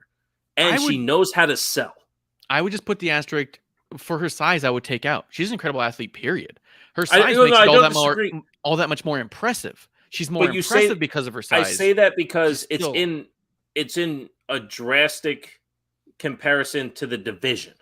Yeah. Right? When Gunther looks the size he does, like Braun Strowman being the athlete for his size means he can have great matches with Ricochet. That's what I mean. So she can have great matches with someone her size and smaller. You know what I mean? That's how I meant it. I mean, so like she can have a great match with Candice LeRae on some non-bullshit, but this felt like bullshit. Yes, but I also think there's like a difference with like Sam Stackhouse is a great athlete for his size because someone of 450 pounds doing a moonsault is a bit wild to see. At the same time, when you watch like a Bam Bam Bigelow or Big Boss Man of those eras, they were just big men who were great athletes regardless of the size. You know what I mean? And I feel like Piper's more in that realm. She's more in the Bam Bam, like you're just a really good athlete and you happen to also be large, which makes it great. I see that. Where Sam is like, oh, you are doing almost lucha stuff at your size. That's impressive because of your size. And his moonsault's from the second rope, right? He doesn't even go to the top. Yeah, that's crazy. Yeah. Which is not. He doesn't want to give himself the extra 2.5 feet. Like, are you fucking kidding me, dude? Yeah, he shorts himself on it and still does it. And you're just like, fucking Sam Stackhouse is okay. Yeah. Justin Time does say, Piper Niven is awesome, the better version of Nia Jax, if you will. They just don't book her as a dominant threat, which she clearly could and should be. I think it's more than just not booking her that way, but I agree that doesn't help. Yeah. It doesn't help, especially with Candice getting the win here in a way that just was completely non-believable at all. Nikki Cross being involved in this bums me out. Where have we gotten with Nikki Cross? That's the other thing. So you got Piper Niven, drop Dewdrop, perfect because that's terrible. Got to get rid of Nikki ASH. Terrible, awful. Nikki still does cameos with a Nikki ASH stand-up behind her because it meant that much to her. I even heard... It was on, I'll give credit sometimes, on Dax Harwood's podcast. The co-host said that, so Dax had said he hadn't watched a ton, or watched anything top to bottom WWE since he had left. Not because he hated them or anything, but just time and busy and, catches matches here and there, watches when he can, but top to bottom, everything. Yeah, it's got to be relevant. Yeah. So he finally watched all of Elimination Chamber and he gives a review of the full program, which is cool. It's fun. It's a nice listen. One of the things they mentioned is that the host says that he missed the Nikki ASH run because it was relatively short. And he goes, it just wasn't working. They forced her to do this thing. It was this thing that they made her do. And I was like, dude, you just aren't listening or paying attention. It wasn't something they forced her to do. It was something she begged them to do for 6 to 9 months. Yeah. Like she was super invested in it. And it was your mentality and the fans like you who shit on it because you didn't believe it was her idea. And even funnier, made it not work because it would have worked otherwise. The idea or the the notification that it was her idea came from her husband. He was the one that put it on Twitter that when she finally won the title, that I'm so proud of you. It took you X amount of months to get this approved and all that stuff. Like, he put all that out there. So even if you're a WWE hater and you follow everything else besides that, you don't even realize that, like, the information that it was her idea came from outside of WWE. Yeah. Like, Yeah, it's yeah. just, I hate it. And there was the artist who did the concept drawings for Nikki ASH. Yeah. Robert Downey, I think his name is. Something like that. I know. follow him online too. He does a lot of great art, and he's always done a ton of fan art for actually Piper and Nikki. And it's very, very cartoony. So sometimes I wonder if that may have hurt the original presentation. If I have this concept, look at it, and it's a real cute little drawing of a cartoony version, that may have. I mean, it may have helped in this with the visualization, but it may have hurt with, like, I want this to be taken seriously. Like, I just don't know. Art, all art is going to be perceived differently by everyone you hand it to. So I just 1000%, wonder. yeah. I wonder if going to Vince with a cute little drawing was hard for him to take seriously. I wonder, which may have been part of why it took so long. But at the same time, he had even come out at one point and said, "Oh yeah, I did this drawing fucking a year ago for her." Like, she reached out, right? So, so then, here we are. Triple H is in charge. Let's drop Doudrop. Let's drop Nikki ASH. Let's finally make these women mean something. And where are we at now with Piper Niven and Nikki Cross? They mean less now than they did before. They're less connected. And now you have a shy Nikki Cross. And, like, Nikki's amazing.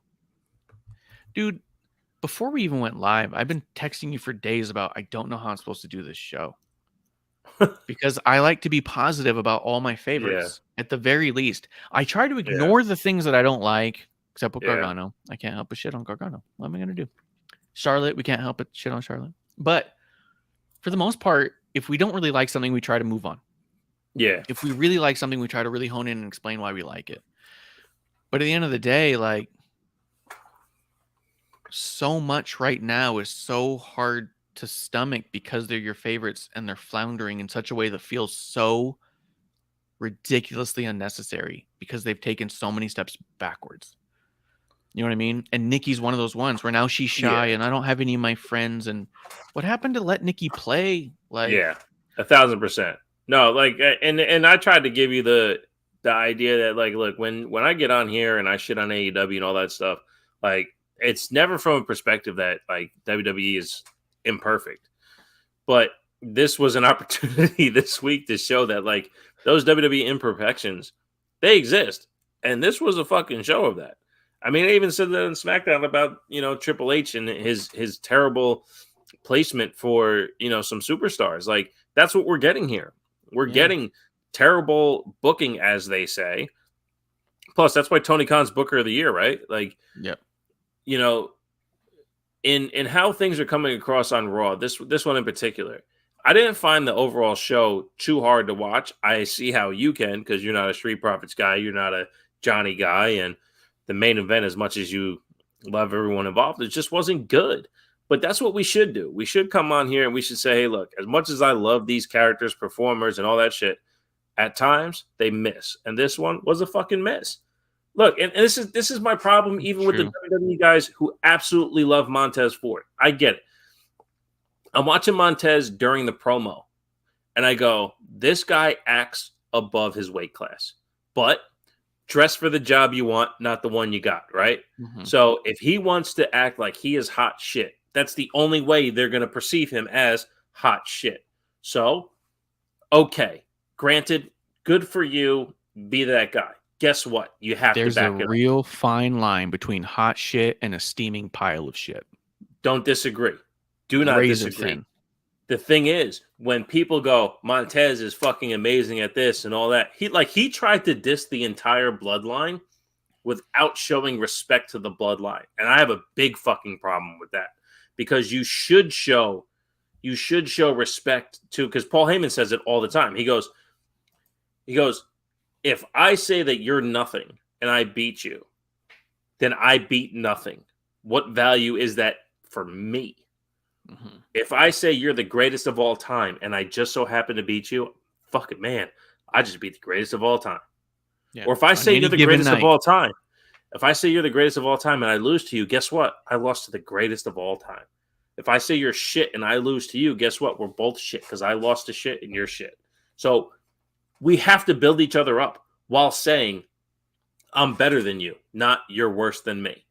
And Montez's approach to the bloodline was, you guys ain't shit.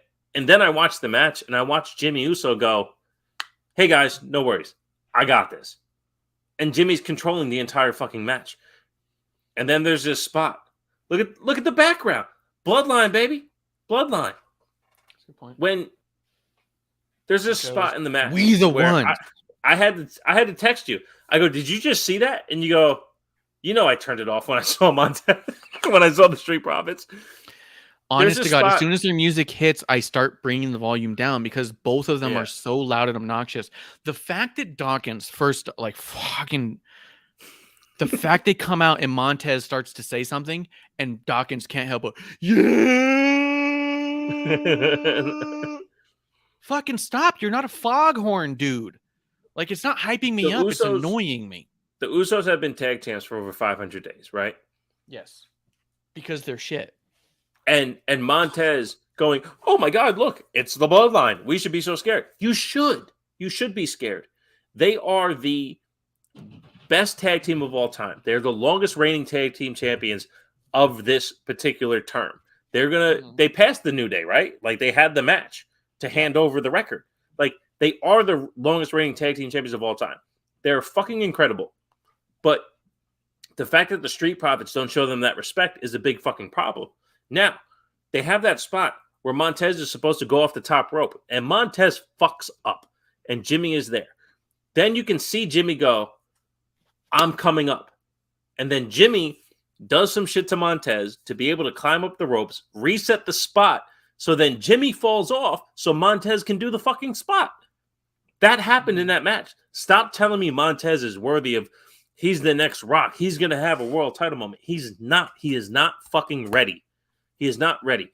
2 years ago, when you guys, and not you, but you guys, wanted to tell me that Bianca was ready, she wasn't. When Sam Roberts got into shit on commentating on NXT that Bianca's not ready, she wasn't. This shit takes time, and it has to translate properly. Mm-hmm. By all means, whatever it takes, earn your money. The Titanic commercial with Montez and Bianca, pretty funny. I thought it missed a little bit, but it was pretty funny. Okay, they are something. They are stars, but what they are not is ready. They are not faces of the company. Yeah. Bianca is a face of a generation. She's a face of young African-American women who have someone to idolize, and I appreciate that. They have someone to go after. It's fucking amazing. It is amazing. She is not. Speaking of that Titanic commercial, standard bearer. Yeah, that was literally the best I've ever seen Montez perform.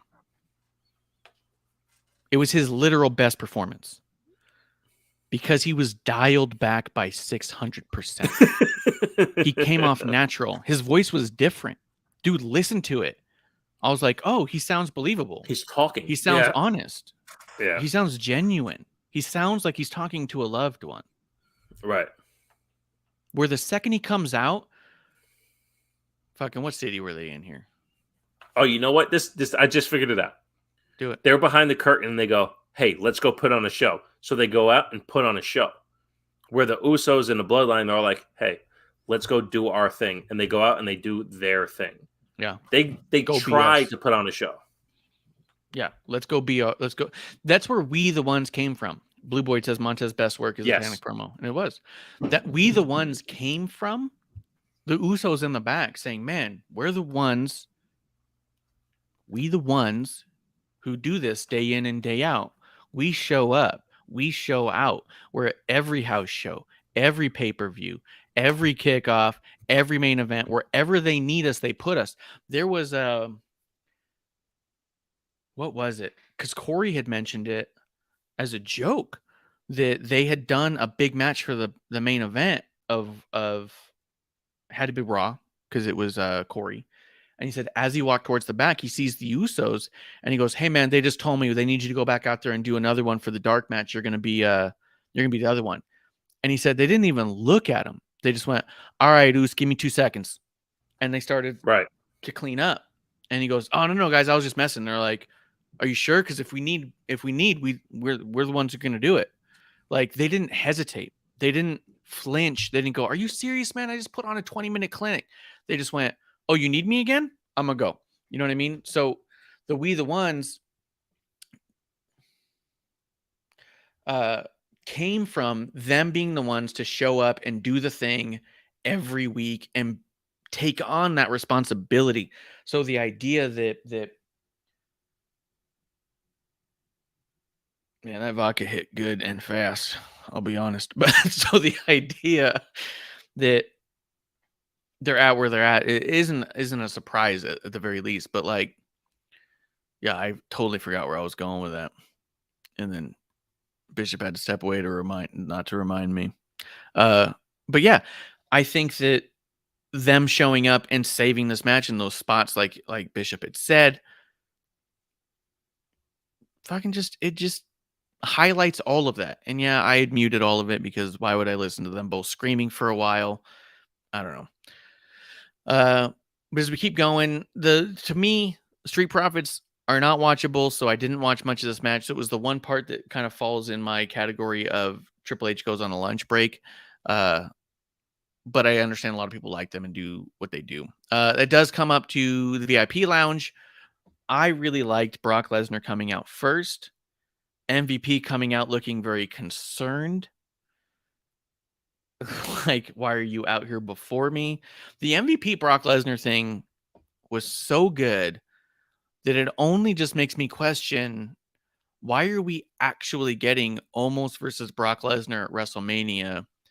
Is this some kind of swerve? Is this some kind of... Is it just what we're getting? Dude, here's the deal. Like, we know from podcasts and interviews, Brock didn't want to work with Dean Ambrose, and that's why they had the match that they had.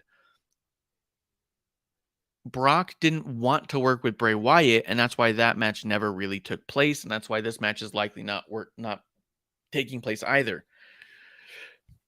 Brock Lesnar does what he wants with who he wants. Why does he want to work with Omos? Like, Omos is good, and he's a big, strong, powerful dude, and he had a great match with Bobby Lashley. Lashley made him look like a beast. Undertaker said Omos is the closest thing he's ever seen to Andre the Giant since Andre the Giant, which is a huge compliment because it's not that Omos is the biggest guy he's ever seen. It's because that Andre could also work. And a lot of the big guys they get can't work. Shouts to Giant Gonzalez. So almost being able to function on a level that makes guys like Undertaker think about Andre is huge. So it could be that Brock's doing something like that. However, I'm just not sure. Are we really getting Omos versus Brock Lesnar, and what does that look like and mean? What do you think? I don't know what it's going to look like, and it scares me. It's crazy. Because, what does I that mean, say look. about with Dean? I don't want to work with Dean. Omos, I want that guy. What? Right.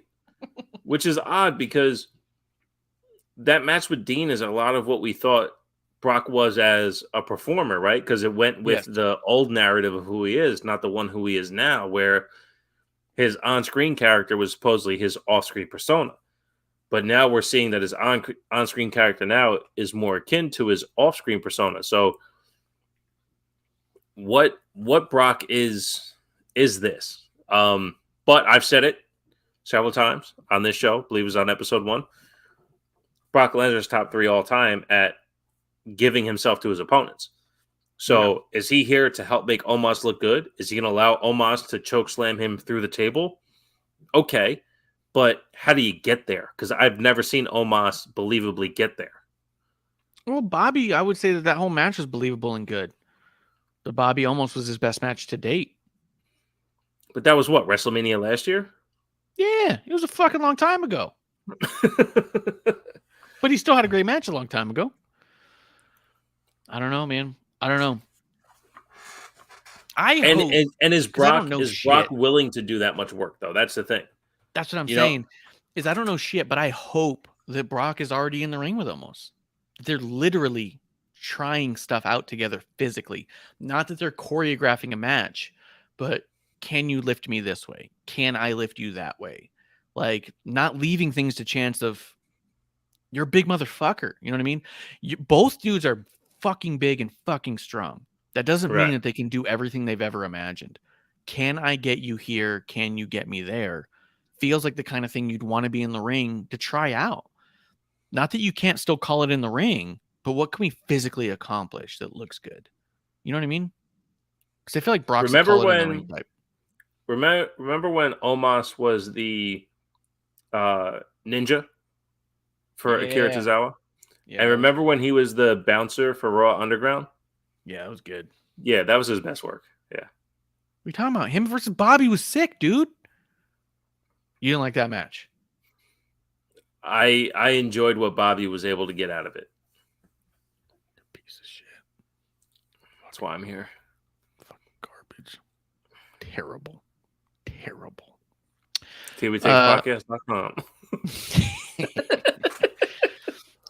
What do you think about Brock and MVP going back and forth, though?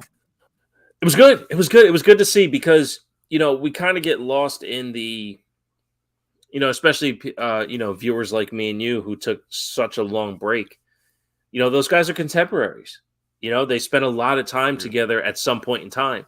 So to be able to see them like work together, like it's fun, so like, and then you kind of see that fun where like they both get it. They're both old as fuck in wrestling terms, and they just went to have some fun together. So I thought it was cool. It was pretty fun. Every moment I thought this might be going a little too long, they would say or do something else that went, I'm so glad I got to see that. Yeah, like, everything. So good. And Brock's the fucking best. I swear on everything. The slow motion take of Brock getting spit in the face, he doesn't fucking move at all. Like he doesn't even fucking blink. Like you're gonna move a muscle of some sort. He never does. Not one muscle moves.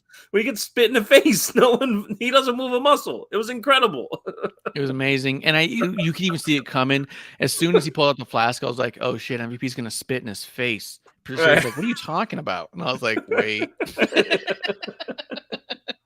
And then I did, and she's like, what the fuck? And I was like, sometimes you just know what's coming. Yeah, I loved it. Let's see. Oh, and I kept thinking though that was going to be their out. Instead of like, look, I'm willing to face Omos, but I'm not waiting till Mania. I'll knock out your guy next week, and then he would, and we'd get a bigger match for Mania. But because to be honest, Brock versus Omos does not feel like a big match. Not for Brock. Doesn't do anything for me. It just doesn't. It doesn't do anything for me. And it's honestly, I know I was joking a little bit, like. It doesn't do anything for me from a want to see this perspective. Like the way they built Brock or Bobby and Omos last year was the Hurt Business connection, right? It was that whole, you know what I mean? It was that whole, this is my new protege thing. So it works, but this doesn't. This is just, I call you out, you call me out, this thing happened. And where's Brock's comeuppance for laying out everyone at Elimination Chamber, because they even said it on commentary, like, out of refs. Yeah, they said on commentary, "Oh, that's going to cost them. That's going to cost them." No, nothing cost them shit. Yeah, and they fired in kayfabe. They fired Bobby Lashley because he attacked a ref. Right. Brock's attacked refs twice now. Right. And Adam Pearce screamed at Bobby Lashley, "You left me no choice. I don't have a say in this. You're fucking fired." Right. And Bobby's well, he apologized on social media the next day. So sure he did. Motherfucker blocks anybody. Forgot about that. Cody Rhodes versus Chad Gable. I loved because Chad Gable is so fucking good, dude. His selling is incredible. He took a crossroads on the fucking face. I've never seen a crossroads be taken that way, and it looked amazing. And as soon as he did, I went, oh shit. Here we go. That's the move. That's the move. That's what it's supposed to look like. People forget that more than half of the move is the sell. Correct. You can do your move, but how the person sells it, I mean, that's why they call it the sell. You're selling what happened. So the way Gable sold it made me go, oh, to be honest, let me go back to the 60s. Someone posted on Twitter recently, and I retweeted it and said I didn't understand the arm drag until now. They were showing an old, I want to say it was Lou Thez and someone, an old wrestling match with a bunch of little clips. And in the arm drag, he grabs the arm with like both his arms and whips the guy down. And the guy's forced down on his back. And I went, oh shit, that's a fucking arm drag. You dragged him by the arm to the ground. Right. What do we see for arm drags now? It's like a little hook and hand, whoop, hook and whoop. A little arm comes over, their arm kind of goes there, and they throw themselves over. And it's really obvious that they're throwing themselves over. It's why I've had such a hard time with Humberto Carrillo, because he does so many arm drags, and it's 90% the other person. So I'm all like, all you're doing is flipping, and the person's flipping over you. Yeah. It looks like fish dancing. So go back to your point and then factor in how Ronda does an arm drag. She does it with the intent of using her shoulder to bring the body down, and that kind of thing looks silly or stupid to the regular viewing public. But anytime, and that's honestly Ronda's biggest disconnect, is she does too many real moves. Yeah. Because everything's so synchronized now. I don't want to say choreographed, but synchronized. And to my point, my Charlotte point, how does Charlotte receive an arm drag when it's done on her every time? She damn near puts her fucking wrist on the mat to receive an arm drag. Her arm is straight out, ready to go. Like, no, pull me. Make sure you pull me because I have to roll on my shoulder. Like, that she's rolling before they're falling. But everyone is. That's not just a Charlotte thing, but they all are. So. Well, it's the lead into it that bothers me, but I hear you. Yeah, and that's the problem why I had with Humberto is I was like, your whole match looks like shit because you're the man of 1,000 arm drags, and no one takes an arm drag well. Right. Because no one's had to, because everyone's a good partner. But when I looked at the fucking match from the 60s, I went, oh, that's why it's a staple, because you're fucking whipping this dude onto the ground because you're like, fuck you, dude, I'm pulling you down. It's why I have a problem with Drew McIntyre. His belly to belly is 90% the other person. They listen to me because they started calling it a throw like a couple months ago. A belly to belly throw as opposed to a suplex. Because it's not. Because he not dips a suplex. Beneath the guy and he barely grazes their stomach as they throw themselves over him. And it looks stupid because it looks like you're not doing it. Correct. You know what I mean? Like, all you have to do is push. You can push the air directly below them by an inch. I mean, it's the whole Ric Flair thing, right? He always said that he punched a thread in his apartment or his hotel as hard as he could until he could punch it as hard as he could without it moving. And that's how he learned how to throw a punch for wrestling. How do you pull back at the last possible millimeter? Right? These guys aren't learning that now because everyone's a good partner. It's my problem with Io and Candice. They have terrible matches because they're very good partners. Right. Because they practice really well together. And I say that because in self-defense courses I had to take for law enforcement, it was always about, all right, be a good partner and follow through. In my mind, a lot of it was like, what about resistance? Inmates, resistance. These inmates are not going to be a good partner when it comes time. Right. When my life is on the line, and it will be, they're not going to be a good partner. That's what I need to be ready for. Because there was a few times where we were doing the disarming with the pistol. Like, how do you, if someone's going for your pistol, how do you regain control immediately? And I took that pistol from my partner every time. And at one point, they're like, you got to be a good partner. And I was like, I want him to live. Right. That's what we're practicing. Are you going to live right now or not? Right. And it was tough because I had to be a good partner. And I worried about that guy for a long time. I think he's fine. I don't think it ever came up. Because a lot of stuff doesn't ever come up. A lot of it doesn't come up. For sure. But the fact of the matter is when it comes up, what's your muscle memory going to be? Right. Yeah. And so these people are all really good partners. And that tends to lead towards really bad visuals because it's all like, all right, follow through. But when we do it for real, we'll go a little harder. No, do it for real every time. And then you never have to worry about it. Right.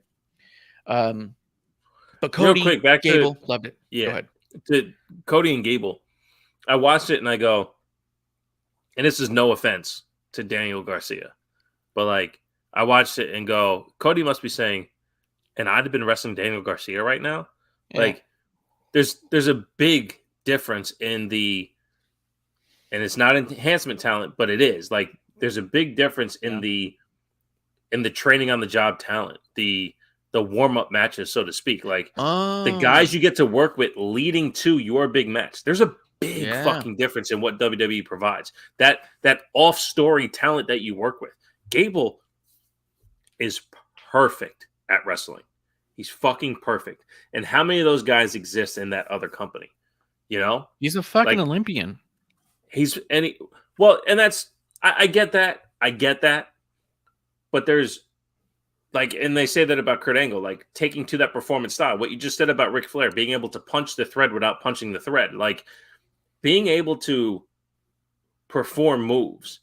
Like I think Ken Shamrock should be in the WWE Hall of Fame for it too. Like the guy was the most legit fucking badass of all time, but was believably losing matches and believably winning matches without going overboard.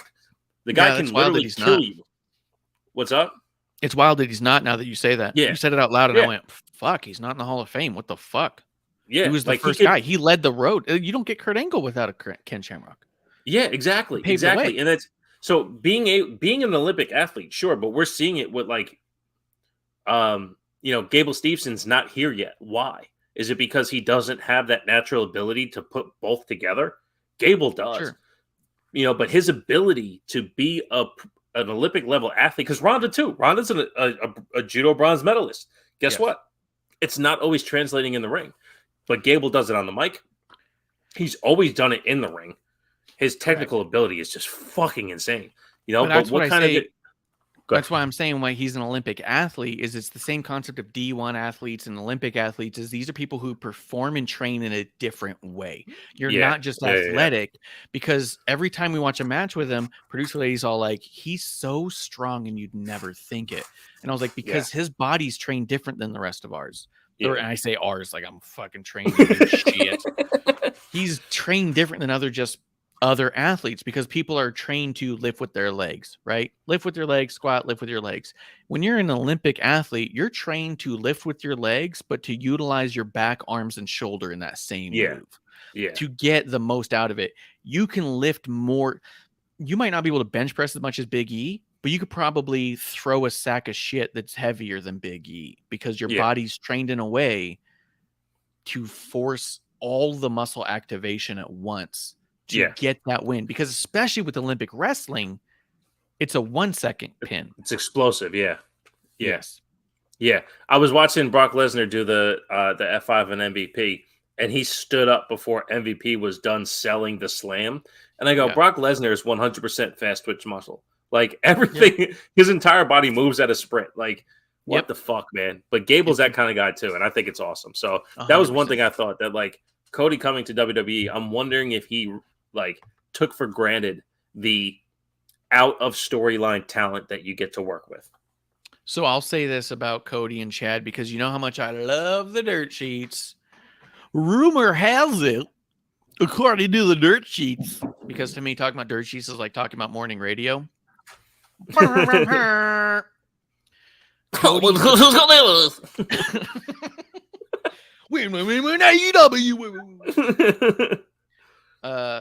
Cody wanted to sign Chad Gable to AEW when his contract was up. That he was one he specifically wanted, and that's why this match happened. He specifically asked to have a match with Chad Gable. So I don't think that if that were all to be true, I don't think that he undermines the importance of what he's got in front of him by any means, because he obviously understands just the level that Gable is. Right. As we keep it moving, though, we don't want to be here forever. Asuka versus Carmella, I thought was a damn near perfect match. Same. It just was amazing. And listening to Carmella on After the Bell, she's an incredible human being who happens to be a performer that we get to enjoy. The connection she made in there, too, was, remember last week I was all like, it feels like a sharp left turn, but maybe it's a melding of the two. And I said, you know what? Because as you're starting to talk, I do say, well, she is wearing that bra top like she's been wearing as Most Beautiful Woman. So maybe it really is somewhere in between. And then you take over. She said that specifically. She was trying to go back to the Staten Island Queen, but trying to keep some of the Most Beautiful Woman to try and meld it into a more collaborative concept, and that's exactly why she's wearing basically leather pants, pleather, whatever, rubber vinyl pants almost. Why they're sagging, but with a lead edge of a thong instead of boxers. Why the top is the same top as before is because she wants it to be a growth in that direction. And I had in that moment not made that connection, but was starting to. She put that all together where it's kind of like, yes, I should have seen it.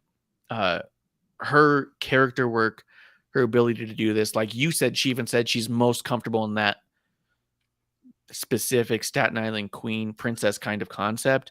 She said it too.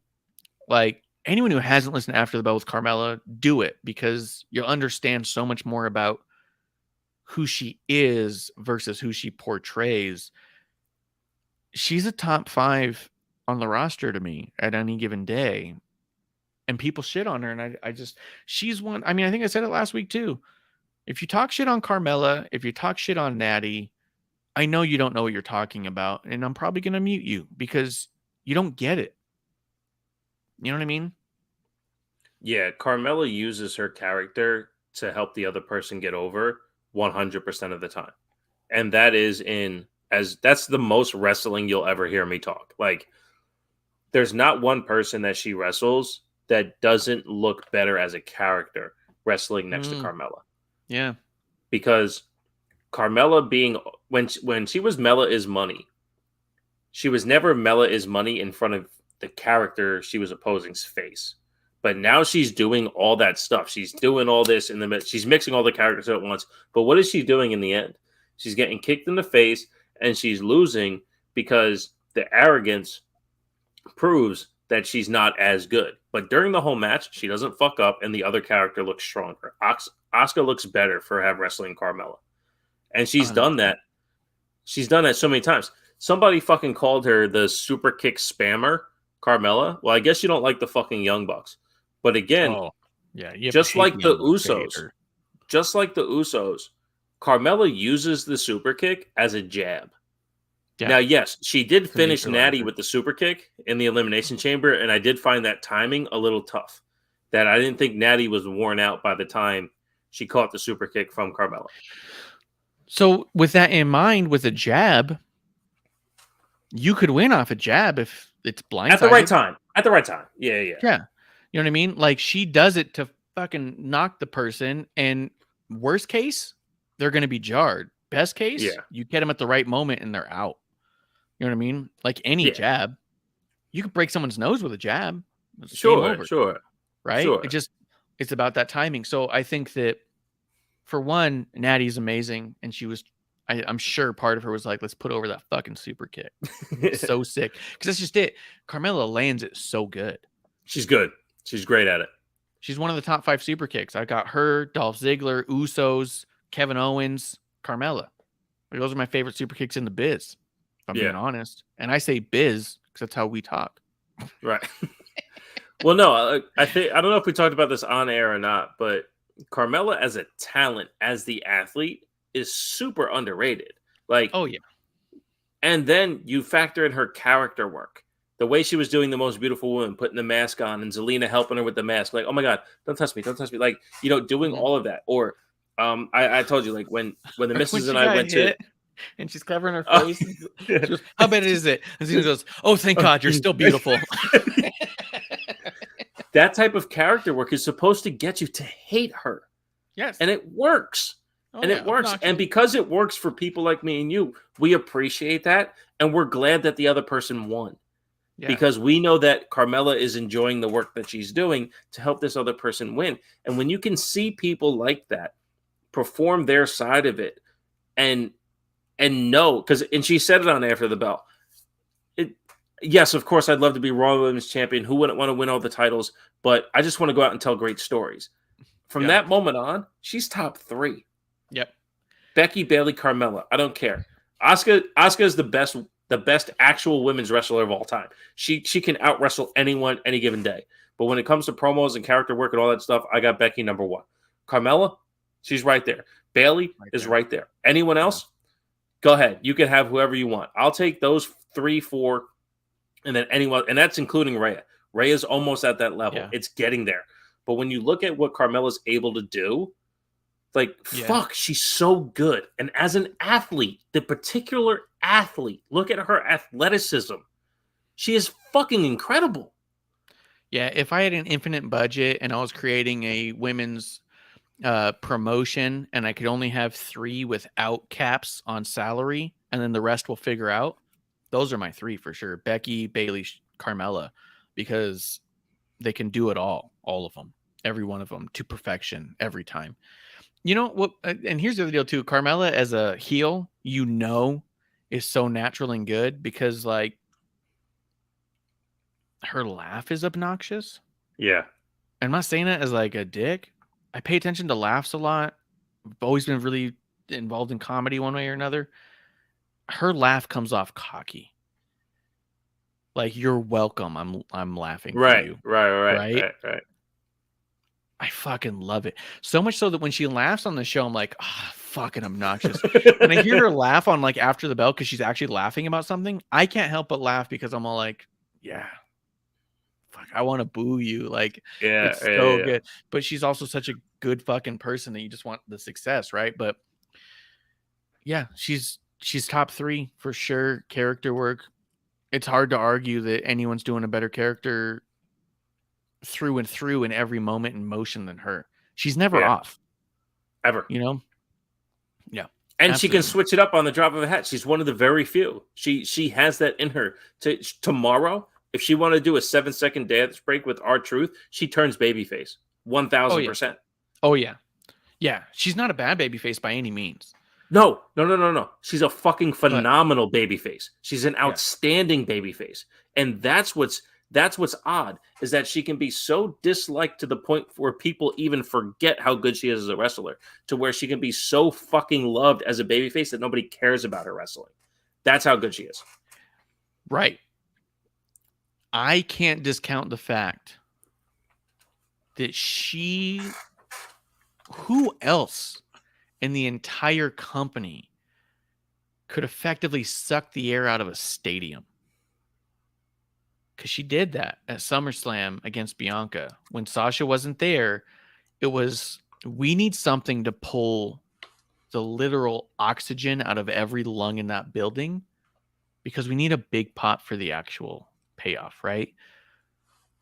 I don't think, I've said it before, I'll never stop saying it, Becky doesn't get the pop she got without Carmella coming out first. She would have got a big reaction, a big ovation. Everyone loves Becky. But sometimes I wonder, do people love Becky more than they hate Carmella at times when Carmella wants you to hate her? If she wants you to hate her, she'll get you there. I felt the oxygen just being sucked out of that dome, dude. It was, and the more she did, the more you heard like, yeah. People were fucking pissed. Everything she did and said. And I'm watching her, it's like, she's milking this crowd so hard and they don't even get it. To where the second you hear, "Boo," you can't, there was a pause. If you hear the music, the pop is a half second late because everyone's right. They had to breathe in to get the pop out. Like, she pulled the oxygen out of every lung in a stadium. Who could do that? Who else could do that to give Becky the ovation she wanted? It's insane, dude. Yeah. High level. It was incredible. It was incredible. I loved it so much. One of my favorite moments of having a podcast is when Jeremy and Time came on to the TLC watch along and was like, I'm not a fan of Carmella. And Carmella and Sasha had that amazing match. And he goes, you know what? Carmella's pretty fucking good. You know, it's if you stop looking at her as if you don't like her and pay attention to what she actually does, she doesn't miss. No, never. Speaking of Miss TV came up. Bobby Lashley versus Elias. It was what it was. We already talked about the Bray thing. Seth Rollins was funny, but it was also the worst production I've ever seen. They kept zooming for Miz in on TV. the Miz TV. Yeah. It was just obviously pre-recorded in so many ways, and they were cutting back and forth between live and pre-record, but you could see it so clearly that I was like, this is the worst visually produced thing I've seen in a really long time. And then I got Otis versus Johnny Gargano and said, this is the worst thing I've seen on TV in a really long time. So that thing. I do like Otis with the maximum male models, though. It's And I shouldn't. perfect for Otis. It is. 'Cause And the he rumor did it with now, Mandy too. Yep. You know, he And finds a way to act above his stereotype in a way Yes. that it doesn't make you go, oh, good for him. You enjoy the work he's doing. Yes. Yeah. He's a special talent for sure in a lot of ways. Super friendly too. I did a backstage tour once of Raw, the Royal Rumble weekend, and him and Tucker were behind the curtains and like popped out. Hey guys, and he was just kind of like there, and he was like, and I was like, oh shit, and I was like, hey, what's up? And like, they just wanted to pop the guys. There's like, hey, the kids are coming through. You know what I mean? Like, we're hey, little fans are coming through. Let's fucking give them a moment. Otis and Tucker, Shane McMahon, Mickey James, and Alicia Fox and Jinder Mahal all went out of their way to make sure that little tour got a little something special. None of them needed to do it, especially not on the level that they did. Right. But that always stood out. Otis, and they were new on the main roster. Heavy Machinery was not that big at that point, but they said, let's go play with them. That always stood out. Like, those are good dudes, you know? And Shane came up right behind me, and I was like, oh shit, Shane. He's like, shh. And I was like, what? And like right in front of me was a little kid. So he just goes right next to the kid, and he starts walking. He goes, hey man, you like wrestling? You know? And he starts talking to this fucking like 12-year-old, maybe. And I was all like, God, these guys, they're so fucking good at this, man. They know how to make things special for people. And Otis will never not be the guy who tried to make it a little more special. And he was the first one to do so. He was the first one to pop out. So, but yeah, Gargano wins because what the fuck? Why not just have a shitty match? So, that does bring us to the main event. And this has been the saddest part of my life. And I've been belaboring it forever. You have literally 6 of my favorite women in wrestling tied together in one of the biggest misses in Raw main event history. And that sucks, man. That sucks. Like, I don't know how I'm supposed to talk about this. The match was bad. I don't know why you would take the titles off of Damage Control right here. I don't know who you have beat Becky and Lita for a good feeling moment. Right. This didn't feel good in this moment.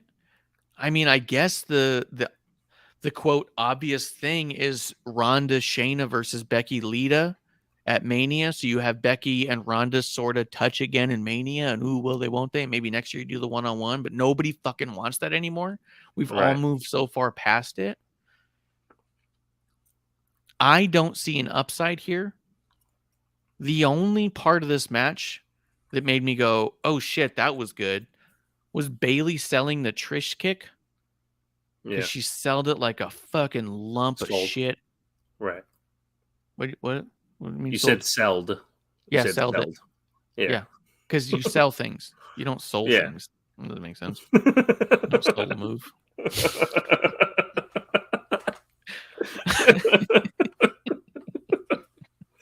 My kid's in third grade. I do that shit all the time. Yeah. Well, your kid's trying to learn. I'm trying to get drunk. Yeah, do we got that? No, we have that, you know? For the record, for anyone who's confused, we are the dive bar of the IWC. We're just drunk guys on YouTube talking wrestling because we like to talk about it. So that's about it. Yeah. Becky sold it like a fucking sack of shit, and it was awesome. Like, she goes down and her arm comes out in a weird way. So she's laid out in the weirdest position that just makes you go like, oh, she's out, right? Right. Trish came out way too early. Yeah. The numbers game was not an issue until one singular moment that really wasn't that big of a moment. I guess the second best part was that Bayley successfully distracted the ref by doing something that would make sense to distract the ref. So the ref didn't look stupid in that moment. However, the ref looked stupid in every other moment because of the way that nobody tried to abide by rules. Dude, this was sad to watch for me because I fucking love Becky. And her having a tag team championship with Lita should feel so nice. I have a plaque on the wall of when Sasha and Bailey won the tag team titles for the first time, because to me that was such a special moment, because I have two nieces very close in age, and in my mind I was all like, they could grow up to believe they could become tag team champions and they'll never know a world otherwise, because they were 2-3 months old at that time. And to me, I cried because I thought they'll never live in a world where that's not possible. And I've been living in that world for 30 years where it's not possible. And now you have my favorite and the inspiration of my other favorite. Not to say Lita's not one of my favorites. I was a fan of hers when she was Miss Congeniality in ECW. I remember when she showed up, I was like, oh shit, she's great. She's trained in Mexico. I know her. And the moment happens and all I went was, I guess Raw's over. This was such a miss, and it makes me feel like shit as a fan who loves all these people and comes on here to talk about how great they are and everything they do. It was tough. It was tough. You know, we were trying to parse it out before we went on to make sure that we could be honest without doing a disservice to authenticity. And I think for me, I'll just say it this way. The hardest part for me is that we get such high quality entertainment that in this moment where it felt like it wasn't all in sync, why change the titles for the sake of this moment if it wasn't going to be perfection? And I'll just say it this way. It really does appear like Lita is walking as opposed to being a full force in the match. And I'm not there, so I don't know her mentality. I don't talk to her, so I don't know her mentality. But it appeared disinterested. It appeared formulaic. It appeared a lack of enthusiasm, where we've seen her come back. Even her match with Becky last year was awesome. They did a fantastic job. Yes. Yes. So they have this ability to go through matches with emphasis. And in the beginning of the match, I thought something was off because Becky and Lita were both really stoic. But then Becky even gives a shoulder bump to Lita, like, hey, let's walk forward here. It was almost as if Lita was on autopilot listening to Becky the whole time. From the second that match, from the introductions of the match, watch Becky kind of nudge Lita like, hey, we're going to walk forward now. Becky treated Lita like the rookie in this. Did Lita need to be treated like a rookie? Was something wrong with Lita that she had to be treated like a rookie to be walked through this match? Something felt really, really off. And that's why if something was off, then don't change the titles. Write yourself. It's your show. Write whatever opportunity you want for them to win those titles more believably later, to where it does mean something. Because to your point, it didn't fucking mean anything. By the time the bell rang, it meant nothing. And that sucks. That sucks. And more importantly, for the scope of the women's division, Damage Control has been on this up and down since SummerSlam. This is like another low point for them, where they then don't perform too well, and they also lose the match. Now Damage Control is literally worthless. I thought the chick kick was the best part of the match as well. Bailey did a great job selling it, and honestly, Trish did a great job performing it, and it really was the best performed part of that segment. Even when Becky went to do her top rope leg drop, I forgot it was either Dakota or Io, they were too far into the ropes that when she does the leg drop, even commentary goes, well, Becky didn't get all of that one. Why not? Why wasn't that wrestler in position for Becky to get all of that one? It was really tough. You know what? As you were kind of describing some of it, it almost feels like and sounds like, as we're kind of breaking it down a little bit, Did they not know this was going to happen? Because one of the things that producer lady asked me as we watched, she goes, Lita's really bad. She goes, I didn't grow up with Lita, so I don't know how good she can be, but she's really bad. Did she not practice? Is it typical for people not to practice too much before they come back? And I was like, I don't have an answer for you on that. Like, I don't know what to tell you. I'm not an insider. I'm a drunk on YouTube. So you're an insider. I'm an insider. I make up all the headlines. But it made me wonder the way you said it, and with that in mind, is it possible? And I guess the answer is always, it's always possible. That was kind of sprung on them. Hey guys, we're going to do the match. Like last week, did they know this match was going to happen? And then this week they said, you guys are winning. Like, did they not know they were winning beforehand? Because the other thing that happened at the beginning of the match, strangely, Becky can't stop smiling. And you can see her trying not to smile and breaking into a smile like, I can't believe I'm about to be a tag team champion with Lita. Because that's cool for her, and it's awesome for her. But this match was also so bad, I didn't care anymore. It didn't feel good. Is it possible they didn't know until they got out there they were going to be winning? Is it possible that Becky was the only one that knew? Because to me, I obviously saw Becky pointing direction the entire match. Like she was helping Io and Dakota get in spaces. Lita was constantly looking back at Becky like, what do I do now? You know, she sends. They did the thing where they do the opponent the opposite corners where they're doing forearms and they're like, you go this way, you go that way. Like, okay, this is the spot we're doing now. It's like nothing really connected, man. Nothing really connected. It was painful. It was painful as I've come on this show, I believe it was episode 1. When women's wrestling is at its best, it's better than everything else because we haven't had a chance to see as much great women's wrestling as we have seen men's wrestling.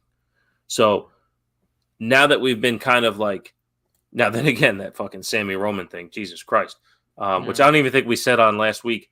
Dijak had tweeted out, I may have seen the best wrestling match I've ever seen in my life. And for Dijak to say that, like, awesome. For which match did he say that? Sammy Roman at Elimination Chamber. Yeah. So, but no, when women's wrestling is great, it is as good. They can garner emotion. They can get you there. And this just didn't do it, man. It sunk me down so much because when they miss, they miss. That was one of the big things I loved about Sportsbeard is he started watching wrestling with a fresh lens that none of us have had. He hadn't watched since fucking Austin lost the title. And he was so drawn in by the women. He goes, these women are better than the men. Do they know that? Yeah. Like he kept saying, he goes like, yeah, I remember that. Yeah. But like you said, like when some of this stuff misses, it's just so egregiously bad. Lita wouldn't hit the ropes, and that fucking bothered me so deeply, dude. Io whips her into the ropes so Lita can get a Hurricane Rana on Io. And she stopped, leaned slightly back to where her arms touched, but not her back, and then ran forward as though she was propelled, and we didn't see that. No, she stepped forward. It was step, step, step, jump up. There really was no burst of speed. It was tough. It was so tough to watch. And I mean, I know you always got rose-colored glasses for your faves, and so I walk into it. I've been saying for weeks that the Becky versus Bayley was my WrestleMania, and here we go, my WrestleMania and all that, right? And so here they are on the outside. Some people were saying Lita was in a Bayley tribute gear because part of her shirt was on the front, like Bayley had done with her previous gear. Maybe, maybe not. I definitely thought that Bayley was in like Team Extreme gear because she had the fishnet thing, the collar, and the fucking black and white boots like Jeff wears. And so I thought like so much was there that you didn't have to do too much, but it felt like such a mess, dude. It felt bad, dude. It felt shitty. I know Sam Roberts talked about it on his podcast. When wrestling's good, it's so good. It keeps him up all night. When wrestling's bad, he goes to bed and feels awful. And this was one of those moments that just really felt like that, especially as we're getting to WrestleMania. You're like, where do we actually go here? And people have said, and I believe you said it too, I guess we get Trish and Bayley one-on-one at Mania, and we get Becky Lita versus somebody at Mania, which is probably going to be Ronda Shayna. And both of those feel like 2 steps back and to the side than just Becky Bailey Hell in a Cell at Mania. Like, that's What a I would like bigger to match. see, yeah, what I would like to see is Becky and Lita forfeit the titles before the rematch with Damage Control, and then Trish step up and say, I'll tag with Lita at WrestleMania, winner take all for the titles. So it's as if it's just titles up for grabs, and then see Becky and Bailey go at it as well. And just kind of leave Ronda Shayna to the side or make it a triple threat somehow. But I hear you, and I agree with you. There is no obvious place to go that's a feel-good moment for us as the fans. Now, if Bailey, as the performer, wants her WrestleMania moment with Trish, by all means, congratulations, Bailey. I'm glad you got it. She's been fucked out of WrestleMania so many times that if she gets this moment with Trish and that's special to her, then hey, we got to take a back seat as fans. Yes. And, you know, the Becky part of it, she's had so many fucking moments for just history of it that if she gets this for her, then cool. The problem is, as fans, me and you, Becky's one of the reasons. Becky and Paige were like, when I saw that Paige was wrestling less, I gravitated towards Becky, and I'm like, you know what? Becky's got something here. And that was all the way before the man. So Becky has been my reason to watch for a very long time. And to your point too with Bailey, for our reasons to watch, not culminating to the best story we can get right now, it is a letdown as a fan. Yeah, and this is the first accomplishment Becky's ever had that made me go, oh. Right. You know what I mean? Even Becky versus Lita at Crown Jewel felt so special. Yeah. She was so untouchable that she needed the Hall of Famer to come in and try to touch her. Yeah. Yeah. And this, for whatever reason, but with all this shit together, the way that it played out is like, God, in like the worst way, it's almost like, well, good for you, I guess. Right. You know what I mean? Like, it's almost that fucking, oh my God, I love that for you. Right. Where it's like, yeah. Which Carmella has been saying, and it's amazing. Amazing when she uses it. Oh, I love that for you. So good. Carmella's so good. God, yeah, it feels bad because it feels like I'm being disingenuous to even celebrate that for Becky when I know that it's going to mean something to her. Yeah. And it feels like literally every other accomplishment made me feel good that you were experiencing that. And this is the one where I watched it and went, oh, what are we doing? You know? So I don't know. The show was tough to even want to do because this was the end of our wrestling week, as it were, and it was such a poor display, and I couldn't enjoy even the concept of the moment. I know a lot of people think we're going to get Damage Control against Becky, Lita, Trish. I'd almost rather we split it up somehow. Yeah. If we're going to have... I mean, I know that it's like, hey, if Bailey really wants Trish, that's great. But I also know that Bailey's biggest inspiration growing up was Lita. She wants Lita. Trish is not Lita. It's a step to the side for sure. It's not like a step down. But like, if we're actually walking in with Becky and Lita into Mania with the titles, then I feel like you have to have a fatal 4-way for the tag titles. Just yeah, but what if Becky or what if Bailey and Trish have a match that completely shits on the Trish Charlotte match, and then you have that to hang your hat on as a Bailey fan? Every Trish match will shit on that match. I thought about that too, because someone's all like, I saw someone tweet the other day, like, this is a sleeper that's completely underappreciated and shows Charlotte versus Trish. And I was like, it's not either of those things. It's not. It's not a sleeper hit. It's not underappreciated. It was a match that was just fine and was cool for Trish to have a last match. But to be honest, she could probably have a better match with Bailey. So. Could you imagine the striking contest she would have with Becky? That'd be good. Be great. Be good.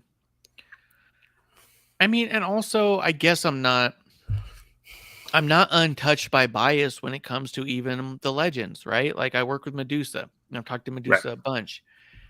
And one of the things she has said more than once publicly is that she's kind of sick and tired that Lita and Trish are the only two legends they ever bring back for the women. Why couldn't have this been a Medusa? Right. Why can't Medusa show up and maybe coach damage control on how to take down the likes of Lita and Trish? Like, why couldn't Right. you use Jackie? Like, Jackie or Ivory or anyone. why is it that Lita and Trish are the only two that anybody ever recognized from past women's wrestling? Bull Nakano is still around and in very good shape. What if we had a fatal four-way, Becky, Lita, Damage Control, Ronda, Shayna, and in one corner, fucking Alundra Blaze and Bull Nakano? You know what I mean? All Like, right. fuck. So do Medusa's like your best friend. And I just want to say this out there, put this out there in the ethos. Me as a 5, 6, 7-year-old child of divorce, when we would pick up the Blockbuster video of previous WrestleManias and pay-per-views and all that shit, I was super into Alundra Blaze versus Bull Nakano as like a 6-year-old. So Yeah.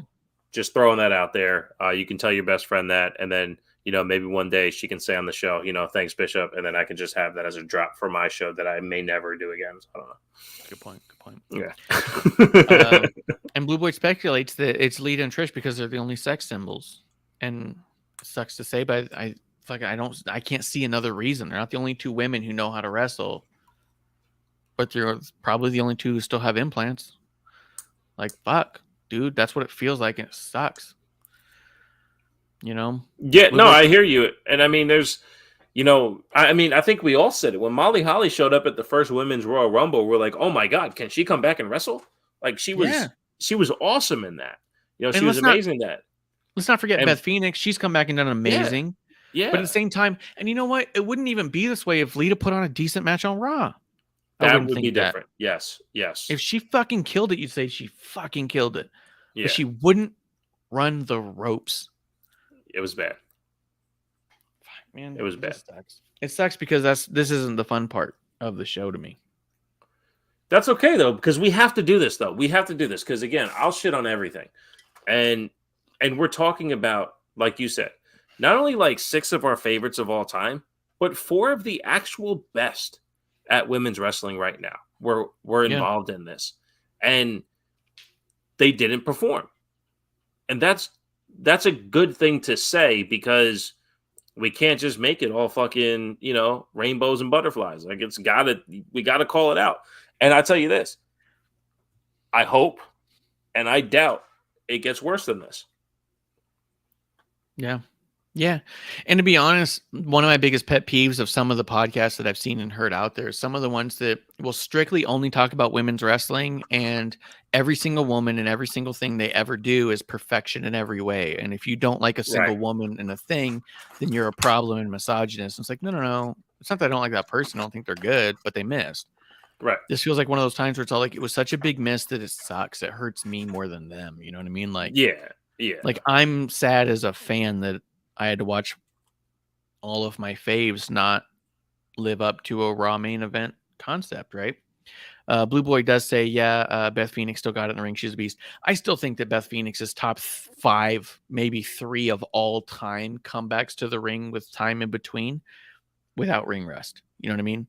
Yeah. Like, I don't, outside of Shawn Michaels in 2002, has anyone had the performances that Beth's had with the amount of time in between matches that she's had? It doesn't seem like it. Yeah, it doesn't seem like she does. She does really good work. Top 2. Yeah, she does really good work. Fuck, I'd even like to see Beth Phoenix in this one, but I know she's doing a thing with Rhea, so. But yeah, man, this was a bummer. This was a sad way to end the week. SmackDown had a lot of misses as well. I'm still looking forward to what we can get moving on. But yeah, this was bleak, and it was a bummer, and it kind of made me second guess if I even wanted to do the show, because I don't want to come on here and shit on people that I like so much. You know? Yeah, well, we got to be honest though. So fuck it. You know what I mean? Like, I again, that was kind of my thing to you is like, in any moment where you feel like this might not be the right show to do, we'll find a way to get it in there and just be honest, because at the end of the day, if it let us down, it's because we appreciate them so much. And we have a lot of respect and admiration for what those 6 women have brought to us over time, that it's upsetting personally to see something that doesn't hit par. But as knowledgeable wrestling fans or idiots with laptops and being on the internet, like, we can also say that, like, we know that there's better. We know that they can be better, and we want them to be better, as opposed to just saying women's wrestling fucking sucks. They should have put the men in the main event. This wasn't even worth opening the show. No, we didn't say any of that. Oh, this is true, just no, our true. honest takeaway. The fact that, like, we appreciate them, and we really wish it would have been better. So We even said hopefully going they get a into chance it. to do it again. Yeah, even going into it, I was like, well, goddamn right, they're the main event. It should be the main event. Like, that should be the Right. main event. And then it happened. I went, oh, fuck. Yeah. Yeah. So, And when the men shit the bed, we say that too. So we might as well, keep it 100 the whole way across and go from there. So that's true, and that's the end of the end of the day. The whole thing it's not about what you're drinking, it's who you're drinking with, and the idea is that our drinking buddies are open to these discussions where it doesn't hurt feelings, and we're not trying to belittle someone necessarily. It's just a matter of intaking what we're seeing, and sometimes it doesn't intake well. Sometimes it's bad, and you go, oh shit, that didn't hit the way that you would expect it to, given the track record there. It's more of a celebration of the track record than it is a diminishing of the current status, right? correct. But to go out on a high note, Blue Boyd says Solo got married. I'm not sure that's a high happy note. news. I mean, Solo Sikoa got married. That's a nice thing. I'm sure he wanted to be married. He's not Solo anymore. He's not Solo though. Like, that kind of fucks with his gimmick. Like, I kind of Plus, you don't understand contracts. Yeah, I don't understand contracts. I hope he can get out of it. Like, is it going to be like Solo with an asterisk and then Sikoa? You know what I mean? Like, kind of Solo. Solo parentheses ish. Yeah. Sikoa. Solo since day one ish. You know, Yeah. like, I don't know. I think it complicates this whole scenario here. So. No longer Solo Sikoa. Yeah, for Solo being the isolated street champ in NXT to being part of a massive faction and getting married, it just is a disconnect. Not quite Solo Sikoa. Yeah, but haven't been really Solo for a while, Sikoa. It's tough. Man. It's tough because it's trying to make it work. All right, let's get out of here. Congratulations to Solo in being a duo. And Bishop, you want to tell people where they can find your shit takes? That's a harder logo, but better name. But Yep. at TW Takes Podcast on Twitter, twtakes.podcast.com. But also come find me every other week here. Next week, I will not see you because I promise. But understand, we are 1 month away from right now from WrestleMania, and that's going to be fucking awesome. So It's gonna be dope. cheers, my friend. Thank you for having me. Cheers to all of our drinking buddies right here in the dive bar of the IWC. And we're going to be back tomorrow night. Me and Miss Amanda Jane are talking.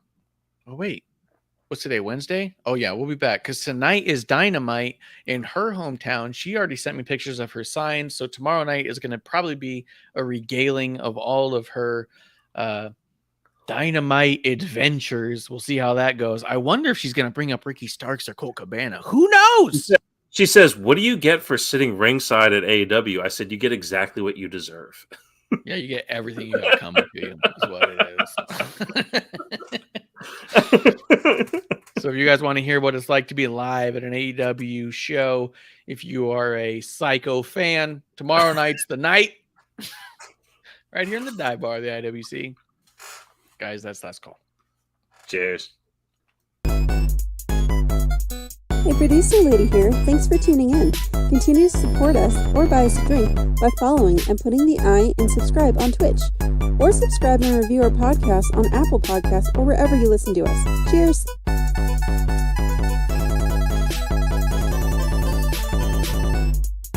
I would never have a drink with wrestling on the rocks.